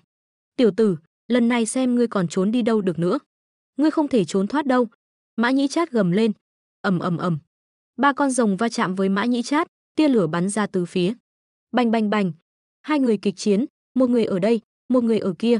Tốt. Từ Phương quát lớn. Ba con rồng của hắn tuy bị Mã Nhĩ Trát đánh bật ra, nhưng không hề bị thương. Thực lực của ba con rồng không phải thứ Mã Nhĩ Trát có thể so sánh được. Sao có thể như vậy? Mã Nhĩ Trát trừng lớn mắt, vẻ mặt khó tin. Ba con rồng của tên tiểu tử này tại sao lại lợi hại như vậy? Chẳng lẽ hắn thật sự có huyết mạch đặc biệt nào đó? Hay là huyết mạch của hắn mạnh hơn ta? Tiểu tử, ngươi không phải đối thủ của ta, mau đầu hàng đi. Mã Nhĩ Trát gầm lên, khí tức nóng rực bốc lên, thân hình tiếp tục phình to, nhanh chóng đạt đến kích thước ngang bằng Từ Phương, hơn nữa còn ngày càng lớn hơn, khí thế tỏa ra cũng ngày càng mạnh mẽ, sắc bén như một thanh bảo đao tuyệt thế. Ta đã nói chúng ta chỉ dùng quyền cước quyết định thắng thua. Ngươi muốn dùng ưu thế huyết mạch để áp chế ta. Ngươi lầm rồi. Từ Phương hừ lạnh. Quyền cước quyết định thắng thua, tức là dùng thân thể chiến đấu với ta. Ta rất muốn biết thân thể ngươi rắn chắc đến mức nào. Mã Nhĩ Trát lạnh lùng nói. Từ Phương mỉm cười. Ngươi có thể thử. Hắn thản nhiên nói. Ta sẽ không làm ngươi thất vọng. Ta, Mã Nhĩ Trát, không phải kẻ hèn nhát. Mã Nhĩ Trát gầm lên, thân hình lại tiếp tục phình to. Hắn tung một cú đấm về phía Từ Phương với sức mạnh khủng khiếp. Từ Phương hừ lạnh, thân hình cũng biến lớn, đồng thời tung ra một cú đấm. Hai nắm đấm va chạm, tạo ra một luồng kình phong đáng sợ. Tốt. Thân thể cả hai đồng thời rung lên, khí tức cuồn cuộn như sóng thần. Ngươi chỉ xứng dùng quyền cước. Từ Phương gầm lên. Mã Nhĩ Trát cười lạnh. Thực lực của ta vượt xa tưởng tượng của ngươi. Chính là nhờ thể phách mạnh mẽ này mà ta mới có thể chiến thắng ngươi. Vậy sao? Thân thể ngươi rất mạnh mẽ sao? Ta muốn xem ngươi mạnh mẽ đến mức nào. Từ Phương cười lạnh. Chân nguyên trong cơ thể hắn điên cuồng vận chuyển, ba con rồng phía sau cũng gầm lên, đồng thời trở nên khổng lồ vô cùng. Thực lực của hắn đã tăng lên thánh cảnh lục trọng thiên. Chân nguyên của Từ Phương vận chuyển điên cuồng, ba con rồng cũng phát ra tiếng gầm rú đáng sợ. Tiểu tử, giờ thì biết thực lực của chúng ta mạnh mẽ đến mức nào rồi chứ? Hôm nay sẽ cho ngươi nếm mùi lợi hại của ta. Mã Nhĩ Trát gầm lên, hai mắt lóe lên hung quang, toàn thân bốc cháy hừng hực, trên người có ngọn lửa kim đỏ nhảy múa, trông vô cùng chói mắt. Tốt, ba con rồng gầm lên, Từ Phương cũng hét lớn. Tới đi, quyền cước của ta không hề thua kém ngươi. Vậy thì xem ai đánh bại ai trước. Hừ, xem ta đánh bại ngươi như thế nào. Xem ta giày xéo ngươi ra sao. Ngươi, con kiến hôi hèn này. Ngươi dám xúc phạm bộ tộc Mã Nhĩ Trát chúng ta, thật tội không thể tha thứ. Bây giờ mau quỳ xuống cầu xin tha thứ, có lẽ còn một đường sống. Mã Nhĩ Trát lạnh lùng nói, ta không cần bất kỳ đường sống nào. Từ Phương cười lạnh, vậy thì đừng trách ta không khách khí. Mã Nhĩ Trát hừ lạnh, tới đi, ngươi cũng chỉ là một tên rác rưởi mà thôi. Thân thể ngươi dù mạnh mẽ đến đâu thì dưới thân thể ta cũng chỉ là đồ bỏ đi. Từ Phương hừ lạnh, tiểu tử, ngươi nói vậy là coi thường ta sao? Ngươi dám coi thường ta? Mã Nhĩ Trát hừ lạnh, ngươi nói đúng, ta coi thường ngươi. Ta coi thường kẻ chỉ biết dựa vào lực, ỷ mạnh hiếp yếu. Từ Phương hừ lạnh, tiểu tử, ngươi tìm chết, ta sẽ xé xác ngươi. Mã Nhĩ Trát gầm lên, tới đi, ta tiếp, ta sẽ cho ngươi thấy thực lực chân chính của Từ Phương ta. Từ Phương cười lạnh, tốt, tốt lắm, ta muốn xem ngươi có tư cách so tài quyền cước với ta hay không. Mã Nhĩ Trát hừ lạnh, Từ Phương khinh thường hừ lạnh một tiếng. Cơ thể hắn lại tiếp tục biến lớn, hào quang huyết sắc ngập trời bốc lên, hội tụ lại thành một biển máu mênh mông. Tiểu tử, ngươi đừng dễ dụa nữa, dù ngươi có biến lớn hơn nữa cũng vô ích, vì ngươi căn bản không phải đối thủ của ta. Ta muốn cho ngươi hoàn toàn tuyệt vọng, cho ngươi nhận thức rõ sự thật. Mã Nhĩ Trát lạnh lùng nói. Vậy sao? Không, ta không tin. Từ Phương lắc đầu. Thực lực của ta không phải thứ ngươi có thể coi thường. Ta nói cho ngươi biết, nếu hôm nay ngươi có thể đánh bại ta, vậy mới chứng minh ngươi là đối thủ của ta, nếu không ngươi chỉ là đồ bỏ đi. Loại phế vật như ngươi không đáng để ta dốc hết sức. Từ Phương kiêu ngạo nói. Mã Nhĩ Trát nghe vậy lập tức nổi trận lôi đình. Đây là sự sỉ nhục trắng trợn. Hắn là ai? Hắn là tồn tại đỉnh cao của bộ tộc Mã Nhĩ Trát, vậy mà bị gọi là phế vật. Thật là nhục nhã, thật là nhục nhã. Tên tiểu tử này đáng chết. Hắn phải nghiền nát hắn thành cho bụi, nghiền nát thành cho bụi. Tốt. Mã Nhĩ Trát gầm lên, lại vung móng vuốt khổng lồ, điên cuồng tấn công Từ Phương. Cho ta vỡ. Từ Phương cũng gầm lên, lại thúc giục huyết mạch chi lực, hào quang huyết sắc ngập trời bốc lên. Lúc này, hắn như hóa thân thành ma vương. Ầm ầm ầm. Hắn vung quyền cước, tấn công Mã Nhĩ Trát. Hai người điên cuồng tấn công, liên tục va chạm. Mỗi lần va chạm đều phát ra tiếng nổ kinh thiên động địa, hư không như muốn sụp đổ, những ngọn núi xung quanh bắt đầu rung chuyển, mặt đất rung chuyển dữ dội. Sức mạnh của hai người gần như xé rách hư không. Cú đấm này đến cú đấm khác, mỗi cú đấm đều mạnh hơn cú đấm trước, trận chiến ngày càng kịch liệt. Cơ thể cả hai đều không ngừng phình to, trên người đều tỏa ra hào quang huyết sắc chói mắt, hào quang huyết sắc không ngừng phun trào. Trong cơ thể Từ Phương tuôn ra vô số máu, dòng máu như thác lũ chảy cuồn cuộn trong huyết nhục, phát ra tiếng bì bạch chói tai. Da hắn cũng trở nên đỏ bừng, như thể mạch máu chứa đầy huyết tương, từng đợt sóng xung kích đáng sợ lan tỏa, khiến người ta kinh hãi.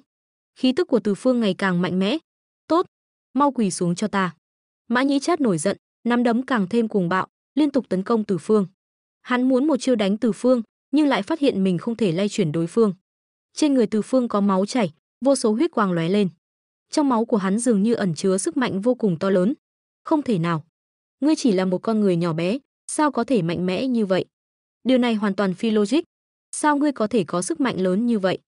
Ta là bán bộ đại đế đường đường chính chính, trong máu ta có lực lượng đại địa, lực lượng thổ nhưỡng, lực lượng núi non, nhiều lực lượng gia trì như vậy, nhiều máu như vậy, đủ để một đại đế đạt đến cảnh giới đại viên mãn, nhưng ta căn bản không thể lay chuyển ngươi. Sức mạnh của ta vậy mà không có tác dụng với ngươi. Ngươi không phải người, ngươi nhất định là quái vật nào đó. Ta muốn ngươi chết, muốn ngươi chết hẳn. Mã Nhĩ Trát gầm lên, tiếng gầm như sấm sét vang vọng khắp bầu trời. Hai tay hắn nắm chặt móng vuốt, điên cuồng vung vẩy. Huyết mạch chi lực của ngươi đúng là không có tác dụng với ta, nhưng ngươi đừng quên, ta là thiên mệnh giả. Thiên phú huyết mạch chi lực của ta không phải thứ huyết mạch cấp thấp như ngươi có thể so sánh. Huyết mạch chi lực của ta có thể tăng cường sức mạnh, có thể cường hóa thân thể ta, khiến thân thể ta cứng hơn bất cứ thứ gì. Đây chính là sức mạnh của ta có thể chịu đựng mọi sức mạnh ngươi thi triển. Vì vậy, ngươi muốn làm ta bị thương là điều tuyệt đối không thể. Công kích của ngươi đối với ta không có tác dụng gì cả. Ngươi không thể là đối thủ của ta, Từ Phương thản nhiên nói. Giọng nói của Từ Phương tuy bình tĩnh, nhưng nghe vào tai Mã Nhĩ Trát lại như sấm sét bên tai. Sắc mặt hắn lập tức trở nên khó coi đến cực điểm, u ám đến đáng sợ. Ha ha ha, ngươi quá tự phụ rồi. Mã Nhĩ Trát cười gằn, ngươi quá đề cao bản thân rồi. Ta không tin nắm đấm của ta không thể đánh nát thân thể ngươi. Loại kiến hôi như ngươi, ta không biết đã giết bao nhiêu rồi. Trước mặt ta, ngươi chính là kiến hôi. Ta muốn nghiền nát ngươi thì nghiền nát ngươi, muốn đánh bại ngươi thì đánh bại ngươi. Ngươi nhất định sẽ bị ta dẫm dưới chân. Hôm nay ta sẽ tiêu diệt ngươi. Ta muốn ngươi chết, muốn ngươi chết, muốn ngươi chết. Mã Nhĩ Trát gầm lên, tiếng gầm như sấm sét vang vọng khắp bầu trời. Hai tay hắn nắm chặt móng vuốt, điên cuồng vung vẩy. Ta sẽ cho ngươi biết thế nào là sức mạnh. Mã Nhĩ Trát gầm lên. Sau đó thân hình hắn đột nhiên biến mất, khi xuất hiện trở lại, trong tay hắn đã cầm một cây trường mâu. Trên trường mâu có huyết quang đáng sợ lóe lên. Thân hình hắn như một cơn cuồng phong, lao thẳng về phía Từ Phương. Tốc độ của hắn nhanh hơn lúc trước gấp 10 lần. Chết đi. Phập. Trường mâu của Mã Nhĩ Trát đâm thẳng vào ngực Từ Phương. Trên mặt Mã Nhĩ Trát lộ ra nụ cười lạnh lùng khát máu. Hắn muốn đóng đinh Từ Phương xuống đất. Nhưng ngay khi trường mâu đâm vào ngực Từ Phương, hắn đột nhiên cảm thấy có gì đó không ổn.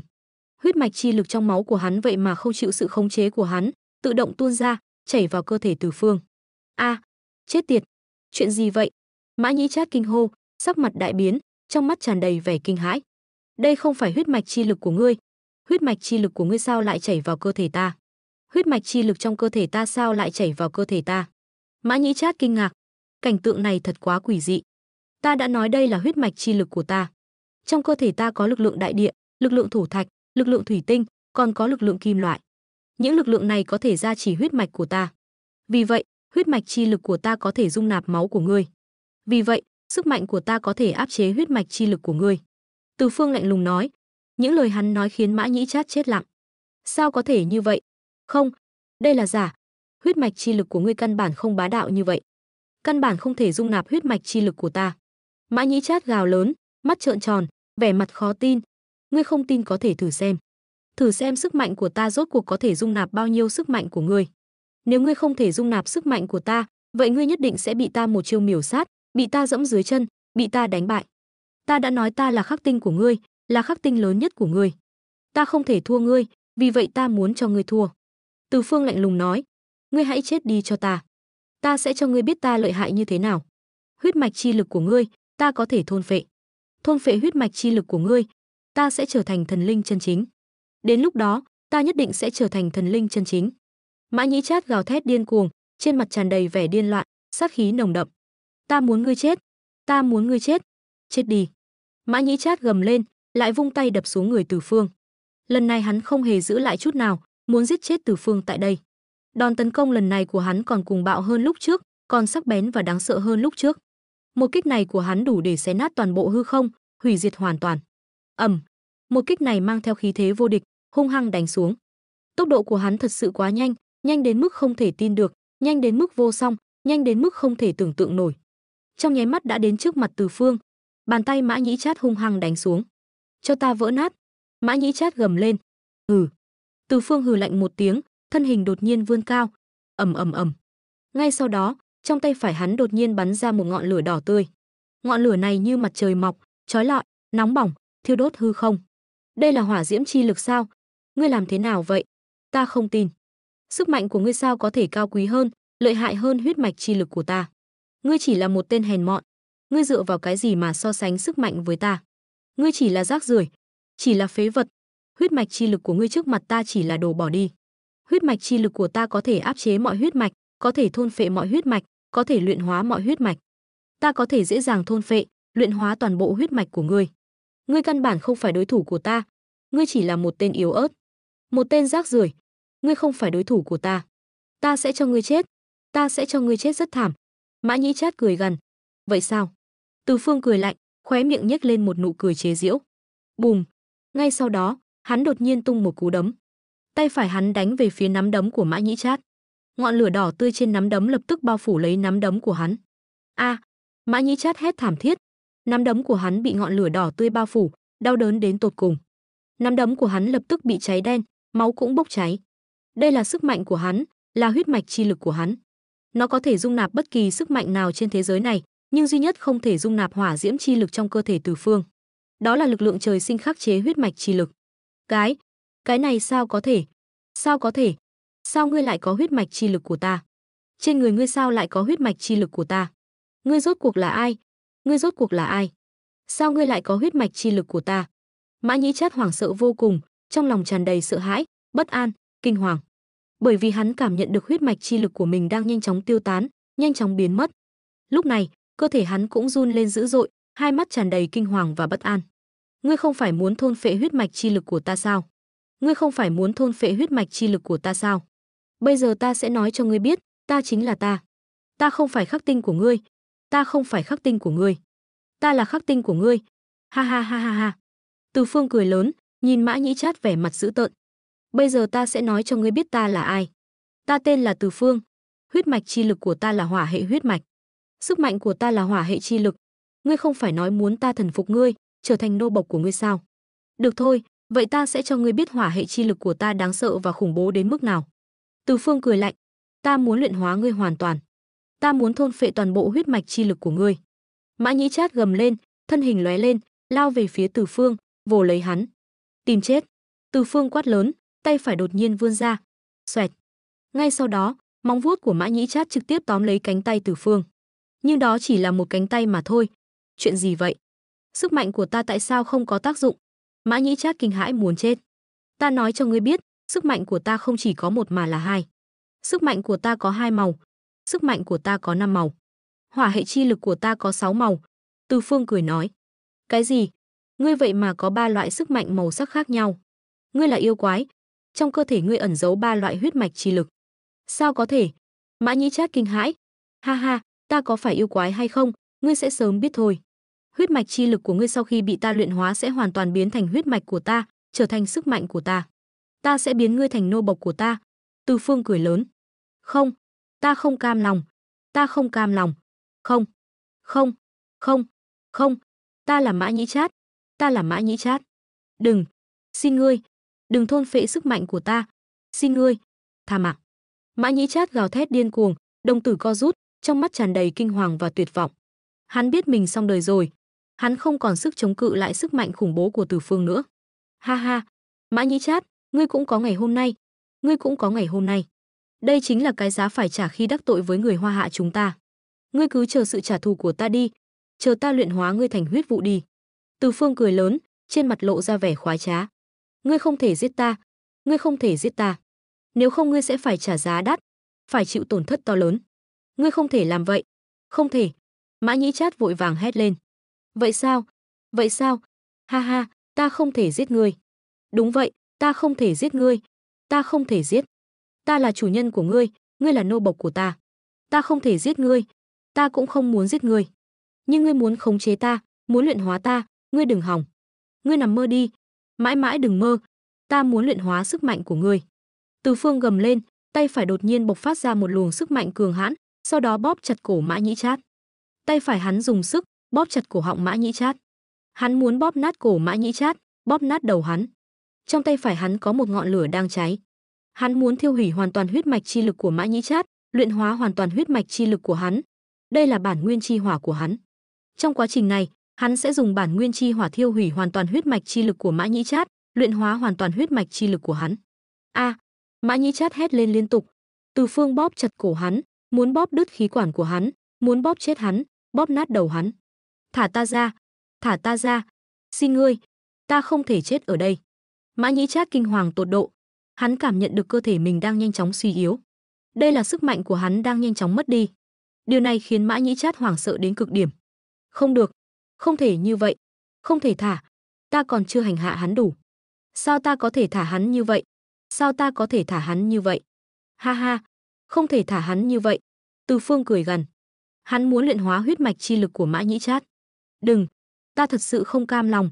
Ta thật sự không cam lòng. Mã Nhĩ Trát gào thét. Hắn không cam lòng bị Từ Phương luyện hóa, không cam lòng trở thành sức mạnh của Từ Phương. Hắn còn cơ hội, chỉ cần hắn không chết, hắn còn cơ hội thoát khỏi sự khống chế của Từ Phương. Chỉ cần trong cơ thể hắn còn huyết mạch chi lực, chỉ cần hắn không chết, hắn còn có thể đoạt lại sức mạnh của Từ Phương. Ha ha, muộn rồi, muộn rồi. Từ Phương cười lớn, hắn mỉm cười bóp chặt cổ Mã Nhĩ Trát. Hắn muốn luyện hóa huyết mạch chi lực của Mã Nhĩ Trát. Không. Mã Nhĩ Trát gào thét, mặt đỏ bừng, sau đó chuyển sang màu đỏ máu, da bắt đầu thối rữa. Không, a a a, từ miệng man ra phát ra tiếng rên rỉ đau đớn. Khuôn mặt hắn đầy vẻ kinh hoàng, sợ hãi nhìn Từ Phương với vẻ không dám tin. Ha ha ha ha, sức mạnh của ngươi giờ là của ta. Ta sẽ dùng sức mạnh này cho ngươi biết thế nào là sợ hãi. Cho ngươi biết đắc tội với người Hoa Hạ sẽ có kết cục thảm khốc như thế nào. Từ Phương cười lớn, vẻ mặt điên cuồng, ngông cuồng. Ta không cam tâm, ta không cam tâm. Man ra gào thét điên cuồng, hai tay liều mạng cào cấu cổ họng, muốn thoát khỏi sự khống chế của Từ Phương, muốn chạy trốn khỏi nơi này, hắn không muốn chết. Ngươi không cam tâm, ta không quan tâm, ta cũng sẽ không để ngươi toại nguyện. Huyết mạch chi lực, sức mạnh, tất cả của ngươi đều sẽ là của ta. Ta sẽ không để ngươi chạy trốn, cũng sẽ không để bất kỳ ai làm hại ngươi, càng không để ngươi rời khỏi đây. Bởi vì huyết mạch chi lực của ngươi sẽ thuộc về ta. Từ Phương cười lớn, hai tay siết chặt cổ Man ra, ánh mắt điên cuồng. Tha cho ta, van xin ngươi, tha cho ta thật sự không muốn chết. Man ra van xin trong kinh hoàng, nhưng hắn không thể phát ra tiếng. Từ Phương đã dùng tinh thần lực phong tỏa miệng hắn. Hắn muốn nói, nhưng không thể thốt ra lời. Hắn muốn cử động, nhưng thân thể bị Từ Phương giam cầm, không thể nhúc nhích. Từ tay Từ Phương tỏa ra sức mạnh khủng bố. Man ra cảm nhận được sức mạnh vô biên đó, cảm nhận được cái chết đang đến gần. Hartley, dừng lại đi, van xin ngươi tha cho ta. Ta van xin ngươi. Man ra kêu gào, giọng nói đầy kinh hoàng. Bây giờ ngươi mới cầu xin ta, đã quá muộn rồi, tất cả của ngươi sẽ là của ta.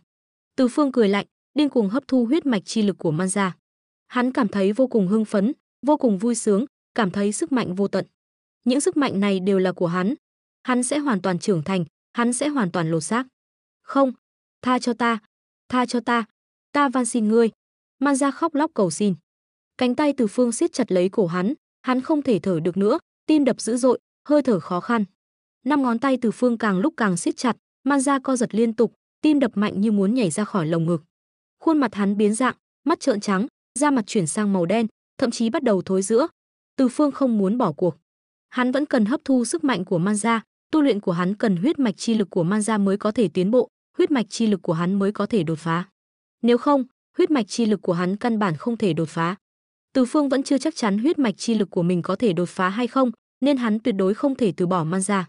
Hắn phải tiếp tục hấp thu sức mạnh của Man ra, chỉ có như vậy huyết mạch chi lực của hắn mới có thể đột phá cảnh giới, đột phá chất cốt, đột phá cực hạn. Ngươi không phải Hartley, ngươi rốt cuộc là ai? Đúng lúc này, từ trong thông đạo không gian kết nối với nguyên giới, đột nhiên vang lên một tiếng gầm giận. Thông qua ký ức của Hartley, Từ Phương biết người đến không ai khác chính là sư thúc của Hartley và Man ra, Hỗn Thiên Ma Thần. Ngươi không có tư cách biết. Từ Phương cười lạnh, một quyền đấm về phía Hỗn Thiên Ma Thần. Lúc này, Hỗn Thiên Ma Thần cũng gầm lên lao tới. Ầm một tiếng nổ lớn, thân thể hai người đồng thời nổ tung. Một bóng đen hiện ra, chính là nguyên thần hóa thân của Hỗn Thiên Ma Thần. Sắc mặt hắn khó coi đến cực điểm. Sao ngươi còn dám quay lại? Hỗn Thiên Ma Thần kinh hô. Ngươi nghĩ ta sợ ngươi sao? Từ Phương cười lạnh. Hắn tâm niệm vừa động, liền thu nguyên thần của Hartley vào trong cơ thể. Hắn muốn dùng nguyên thần của Hartley để luyện chế nguyên thần đan, chỉ có như vậy hắn mới có thể đột phá tu vi, bước vào cảnh giới cao hơn. Tốt, tốt, tốt. Hỗn Thiên Ma Thần nói liên tiếp 3 chữ tốt, sắc mặt đã tái xanh đến cực điểm. Đã ngươi muốn chết, vậy thì cùng chết đi. Chết thì chết. Từ Phương cũng không hề sợ hãi. Hắn nhìn thẳng vào mắt Hỗn Thiên Ma Thần, không hề lùi bước. Chết đi. Hỗn Thiên Ma Thần quát lớn, vung tay lên. Trong hư không xuất hiện vô số lưỡi đao đen kịt. Đi. Hỗn Thiên Ma Thần quát lớn, những lưỡi đao đen kịt liền cuồn cuộn hướng về phía Từ Phương. Tìm chết. Từ Phương cười lạnh, một quyền đấm về phía nguyên thần hóa thân của Hỗn Thiên Ma Thần. Một cỗ khí thế cường hãn bùng phát ra, những lưỡi đao đen kịt đều bị Từ Phương chấn vỡ tan. Ngươi không phải nhân tộc. Nhìn thấy thực lực của nguyên thần hóa thân Hỗn Thiên Ma Thần kinh hãi. Ngươi chẳng phải cũng là yêu tộc sao? Từ Phương cười nhạo, nắm đấm mang theo quyền mang bắn ra, trực tiếp xuyên thủng nguyên thần hóa thân của Hỗn Thiên Ma Thần, đánh nát nguyên thần của hắn. Chết tiệt, chết tiệt! Nguyên thần hóa thân của Hỗn Thiên Ma Thần gào thét. Lúc này, hắn đã không còn quan tâm đến mặt mũi nữa, chỉ cần không để Từ Phương sống sót rời đi là được. Dù sao, nhiệm vụ lần này của bọn hắn là bảo vệ an toàn cho Từ Phương. Nhiệm vụ của ngươi là bảo vệ an toàn cho ta, nhưng ngươi lại làm ta thất vọng. Từ Phương lắc đầu, lạnh lùng nói. Nghe vậy, Hỗn Thiên Ma Thần vội vàng nói, yên tâm, ta sẽ không để hắn làm hại ngươi nữa. Từ Phương nghe vậy, không để ý tới, mà xoay người đi ra ngoài. Ngươi đi đâu? Nguyên thần hóa thân của Hỗn Thiên Ma Thần vội vàng hỏi. Đi đâu? Từ Phương quay đầu cười lạnh. Ngươi nghĩ sao? Vừa dứt lời, trên người Hỗn Thiên Ma Thần đột nhiên xuất hiện vết nứt. Ngay sau đó, thân thể Hỗn Thiên Ma Thần ầm một tiếng, hóa thành hư vô. Khoảnh khắc tiếp theo, thân ảnh Từ Phương lại xuất hiện, phía sau Hỗn Thiên Ma Thần. Tiếng xé gió vang lên, trong tay Từ Phương xuất hiện một cây chiến mâu. Hắn biết, muốn thân phận của mình không bị bại lộ trước Càn Văn nguyên giới, nhất định phải giết chết Hỗn Thiên Ma Thần. Đối mặt với Từ Phương, Hỗn Thiên Ma Thần gầm lên giận dữ, trong tay cũng xuất hiện một cây đinh ba. Khí tức thánh nhân đỉnh phong bùng phát. Chết đi! Hỗn Thiên Ma Thần quát lớn, cây đinh ba trong tay hung hăng đập xuống về phía Từ Phương. Cút! Từ Phương hừ lạnh, chiến mâu quét ngang. Ầm một tiếng nổ lớn, Hỗn Thiên Ma Thần bị đánh bay lên, ngã xuống vũng máu. Tiên huyết thứ kiếm. Cái gì? Hỗn Thiên Ma Thần kinh hô. Chuyện gì vậy? Ta rõ ràng cảm ứng được hắn chỉ có tu vi thánh nhân đỉnh phong, sao đột nhiên lại biến thành thánh nhân cảnh giới? Hỗn Thiên Ma Thần đầy mặt khó tin. Tên ngu ngốc này. Hắn vừa tiến vào cổng hỗn độn, tự nhiên sẽ được hỗn độn pháp tắc tôi luyện. Hiện giờ hắn đã đột phá đến thánh nhân cảnh, những trò vặt của ngươi căn bản vô dụng.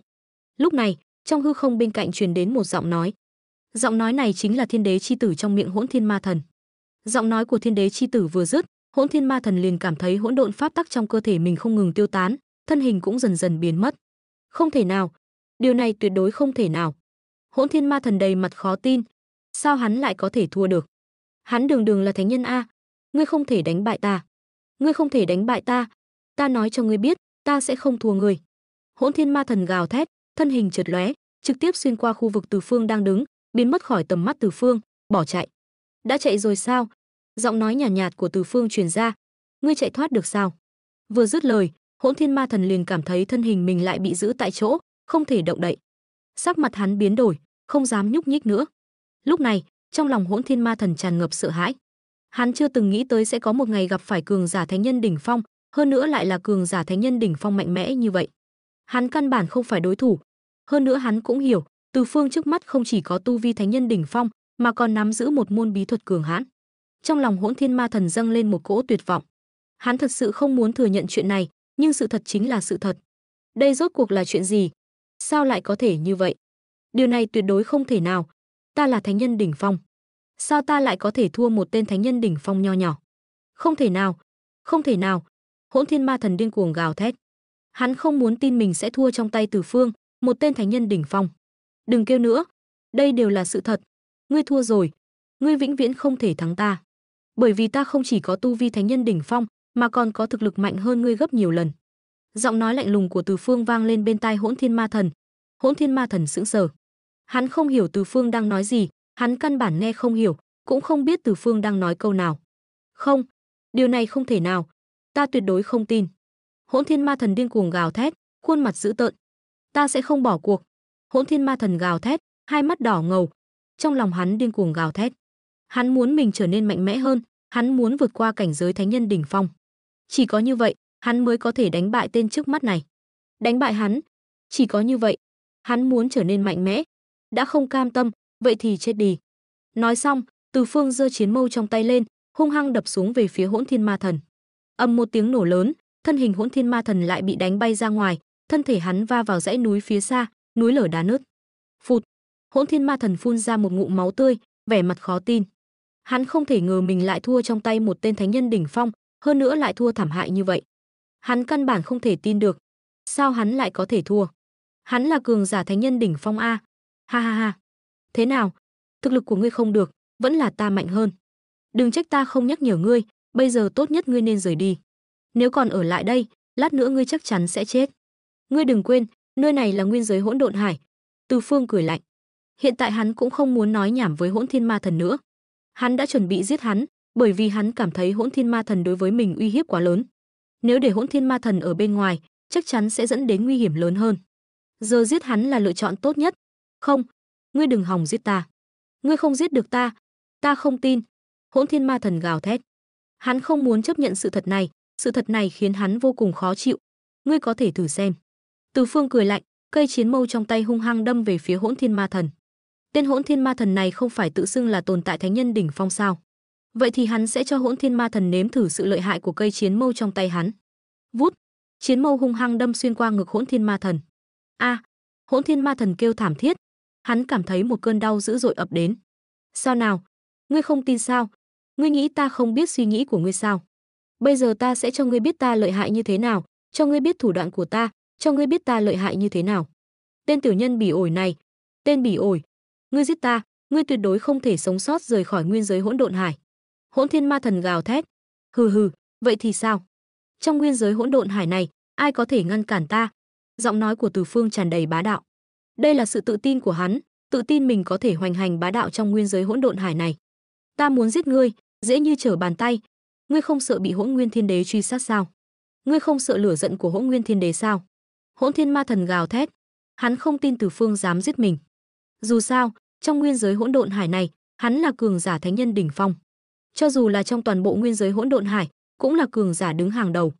Hắn không tin Từ Phương dám giết hắn, nhưng hắn đã sai, hơn nữa sai rất nghiêm trọng. Hắn đã đánh giá thấp Từ Phương, bởi vì cho dù Từ Phương có yếu hơn nữa, cũng là một cường giả thánh nhân đỉnh phong. Sao hắn dám dễ dàng trêu chọc một cường giả thánh nhân đỉnh phong?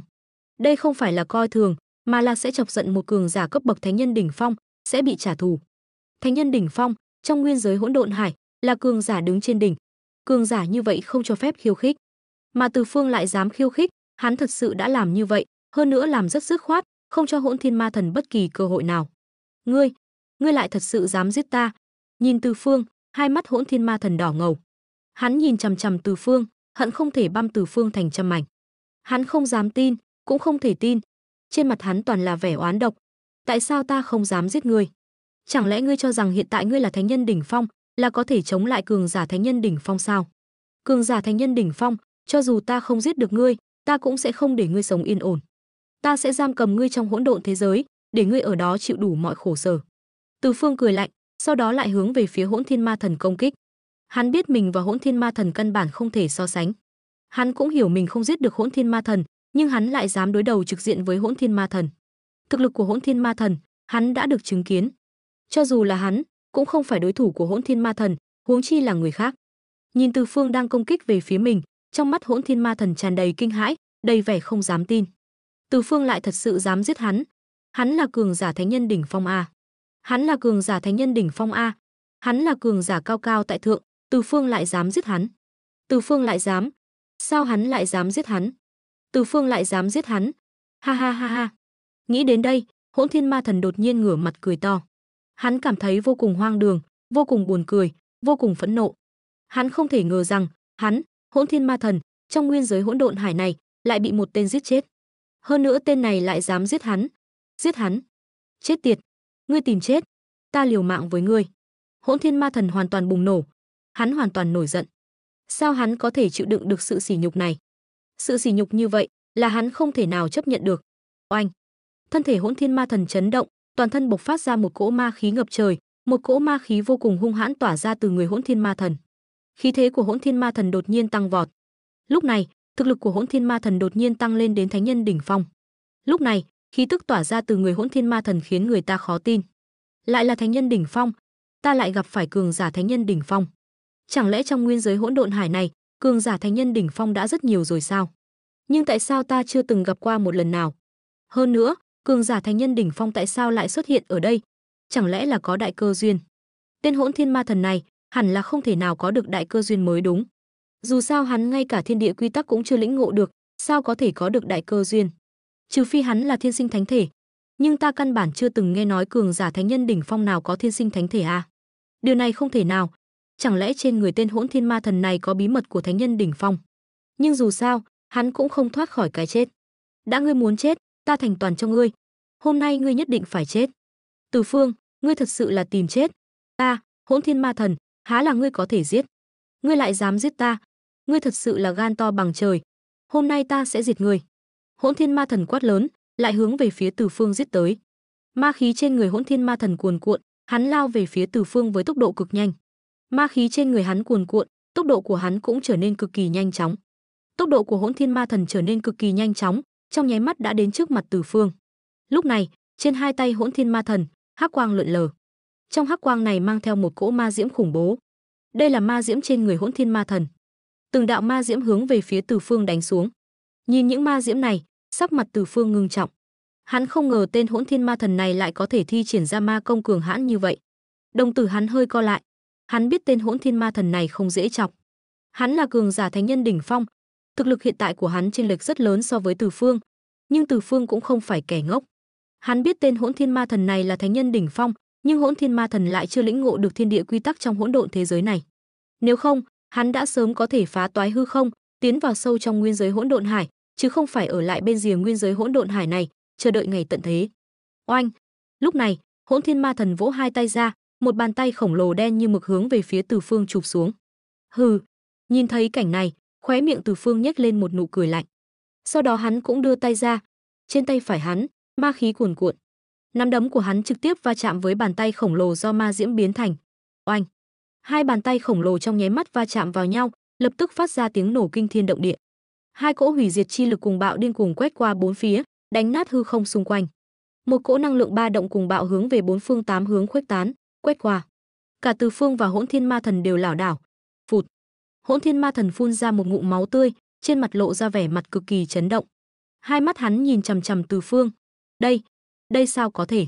Hắn hoàn toàn không thể chấp nhận kết quả này. Tên này không phải chỉ có tu vi thánh nhân sơ kỳ sao? Tu vi của hắn rõ ràng không phải thánh nhân đỉnh phong, sao có thể chống lại hắn? Không thể nào, là chuyện không thể nào. Sao có thể như vậy? Sao có thể chứ? Ngươi không phải chỉ có tu vi thánh nhân đỉnh phong sao? Sao có thể chiến đấu với ta? Ta là thánh nhân đỉnh phong. Sao ngươi có thể chiến đấu với ta? Đây căn bản là chuyện không thể nào. Ta không tin. Đây căn bản là chuyện không thể nào. Hỗn Thiên Ma Thần vừa phun máu vừa lắc đầu. Hắn căn bản không thể chấp nhận kết quả này, cũng không muốn tin. Thực lực của ta quả thật không phải đối thủ của ngươi, nhưng ta là cường giả thánh nhân đỉnh phong. Ta muốn giết ngươi, quá đơn giản. Mấy trò vặt này của ngươi cũng muốn giết ta. Từ Phương cười lạnh, thân hình chợt lóe, liền xuất hiện bên cạnh Hỗn Thiên Ma Thần, một cái tát trực tiếp vả qua, trực tiếp vả vào mặt Hỗn Thiên Ma Thần. Một cái tát trực tiếp vả mạnh vào mặt Hỗn Thiên Ma Thần, đánh bay Hỗn Thiên Ma Thần ra ngoài, đánh bay Hỗn Thiên Ma Thần trăm mét xa. Ầm! Hỗn Thiên Ma Thần hung hăng đập vào một ngọn núi, đè sập ngọn núi đó, đè nát ngọn núi đó thành bột phấn. Sao ngươi có thể mạnh như vậy? Không thể nào. Hỗn Thiên Ma Thần kinh hãi nhìn Từ Phương. Hắn thế nào cũng không ngờ Từ Phương lại có thực lực cường hãn của thánh nhân đỉnh phong. Có gì không thể? Ngươi cho rằng trong nguyên giới hỗn độn hải này chỉ có ngươi là mạnh nhất sao? Ngươi cho rằng ngươi là đệ nhất? Ngươi cho rằng tất cả mọi người đều ngu ngốc như ngươi sao? Ta nói cho ngươi biết, tất cả ở đây đều nằm trong tầm kiểm soát của ta. Cho nên ta mới có thể giết ngươi. Cho nên ngươi hãy cam chịu số phận đi. Hôm nay ngươi nhất định phải chết. Những tên các ngươi đều sẽ bị thế giới này vứt bỏ. Các ngươi sẽ vĩnh viễn biến mất. Ta sẽ cho các ngươi hồn phi phách tán. Một tên cũng không tha. Từ Phương cười lạnh, ánh mắt hắn quét về phía Hỗn Thiên Ma Thần. Hắn biết Hỗn Thiên Ma Thần chắc chắn sẽ không dễ dàng bỏ cuộc. Hỗn Thiên Ma Thần một khi không cam tâm, sẽ tiếp tục thi triển thần thông này. Thực lực hiện tại của hắn không được, cho nên hắn chỉ có thể nhanh chóng giải quyết tên Hỗn Thiên Ma Thần này, sau đó rời khỏi nơi này, rời khỏi nơi quỷ quái này. Nếu tên Hỗn Thiên Ma Thần này không chết, hắn sẽ phải lo lắng tên Hỗn Thiên Ma Thần này sẽ tiếp tục sử dụng tuyệt chiêu này. Hắn không muốn tiếp tục trì hoãn ở đây nữa. Từ Phương không biết tên Hỗn Thiên Ma Thần kia rốt cuộc còn có thần thông lợi hại nào nữa hay không, nhưng hắn biết nếu tiếp tục ở lại đây, nguy hiểm của hắn sẽ càng lúc càng lớn. Cho nên hắn phải nhanh chóng giải quyết. Oanh! Trong nháy mắt này, Từ Phương lại thi triển thần thông của mình. Hai tay hắn vung lên, ma khí trên tay phải hắn cuồn cuộn. Trên người hắn bộc phát ra một cỗ năng lượng ba động khủng bố. Từng cỗ ma khí cuồn cuộn, những ma khí này điên cuồng cuộn trào quanh người hắn. Quần áo trên người hắn trong nháy mắt đều hóa thành hư vô. Da thịt trên người hắn cũng trong nháy mắt trở nên trần trụi. Những làn da này là do vật liệu đặc thù của ma tộc rèn luyện mà thành. Trên da hắn có vô số phù văn cổ xưa, lóe lên ma quang chói mắt. Tốt, hắn quát lớn, ma khí toàn thân cuồn cuộn. Ma uy của hắn bùng phát, uy thế khủng bố bao phủ bát phương. Cả người hắn như hóa thành ma thần. Oanh oanh oanh. Thân thể Từ Phương đột nhiên động đậy, thân hình hóa thành một đạo lưu tinh bay lên trời. Trong cơ thể hắn bộc phát ra lực lượng càng đáng sợ hơn. Ầm ầm ầm. Thân ảnh Từ Phương chợt lóe, thân hình hắn bước ra một bước. Tốc độ của hắn đạt đến một mức độ đáng sợ. Trong nháy mắt đã xuất hiện trên không trung phía trên Hỗn Thiên Ma Thần. Hai tay hắn vung lên, trên nắm đấm hắn bộc phát ra từng cỗ ma khí. Cỗ ma khí này trực tiếp hướng về phía Hỗn Thiên Ma Thần trấn áp xuống. Quyền này của hắn uy lực vô cùng. Trong nắm đấm của hắn, dường như có tiếng gầm rú của một con hung thú thời hồng hoang vang lên. Uy lực của quyền này đủ để đánh nát một dãy núi. Chết tiệt, ta liều mạng với ngươi. Hỗn Thiên Ma Thần quát lớn, thân hình chợt lóe, trực tiếp hướng về phía Từ Phương giết tới. Tốc độ công kích của Hỗn Thiên Ma Thần cực nhanh, gần như trong nháy mắt đã giết đến trước mặt Từ Phương. Gào gào gào. Trong nháy mắt này, ma khí trên người hắn cuồn cuộn. Ma mang trên hai nắm đấm hắn cuồn cuộn.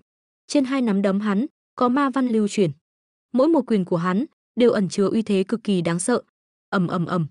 Hai nắm đấm của hắn hung hăng va chạm với hai nắm đấm của Từ Phương. Ầm. Trong nháy mắt này, thân thể hai người hung hăng va chạm vào nhau. Khí tức trên người hai người điên cuồng bùng nổ. Ma lực đáng sợ trong khoảnh khắc này bùng phát, thân thể hai người đều run lên. Lực lượng của bọn hắn điên cuồng va chạm vào người đối phương. Ầm, ầm, ầm. Nắm đấm hai người không ngừng va chạm, phát ra từng tiếng nổ trầm đục.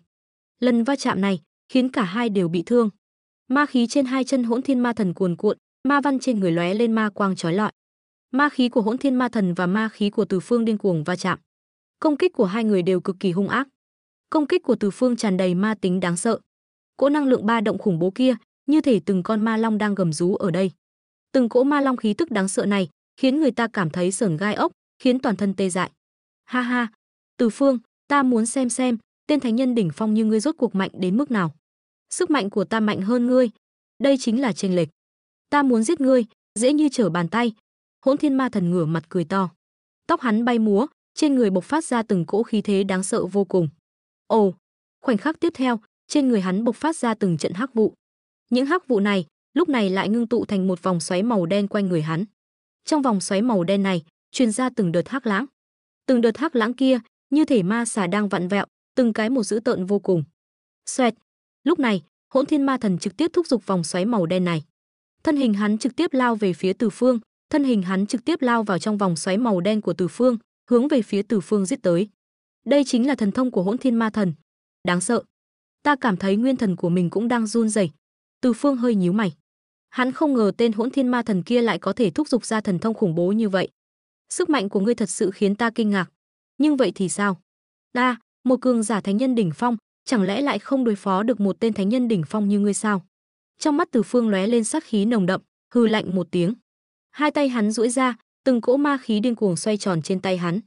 Khoảnh khắc tiếp theo, từng cỗ ma vân đen như mực, mang theo ma diễm vô tận, từ trên tay hắn bốc lên.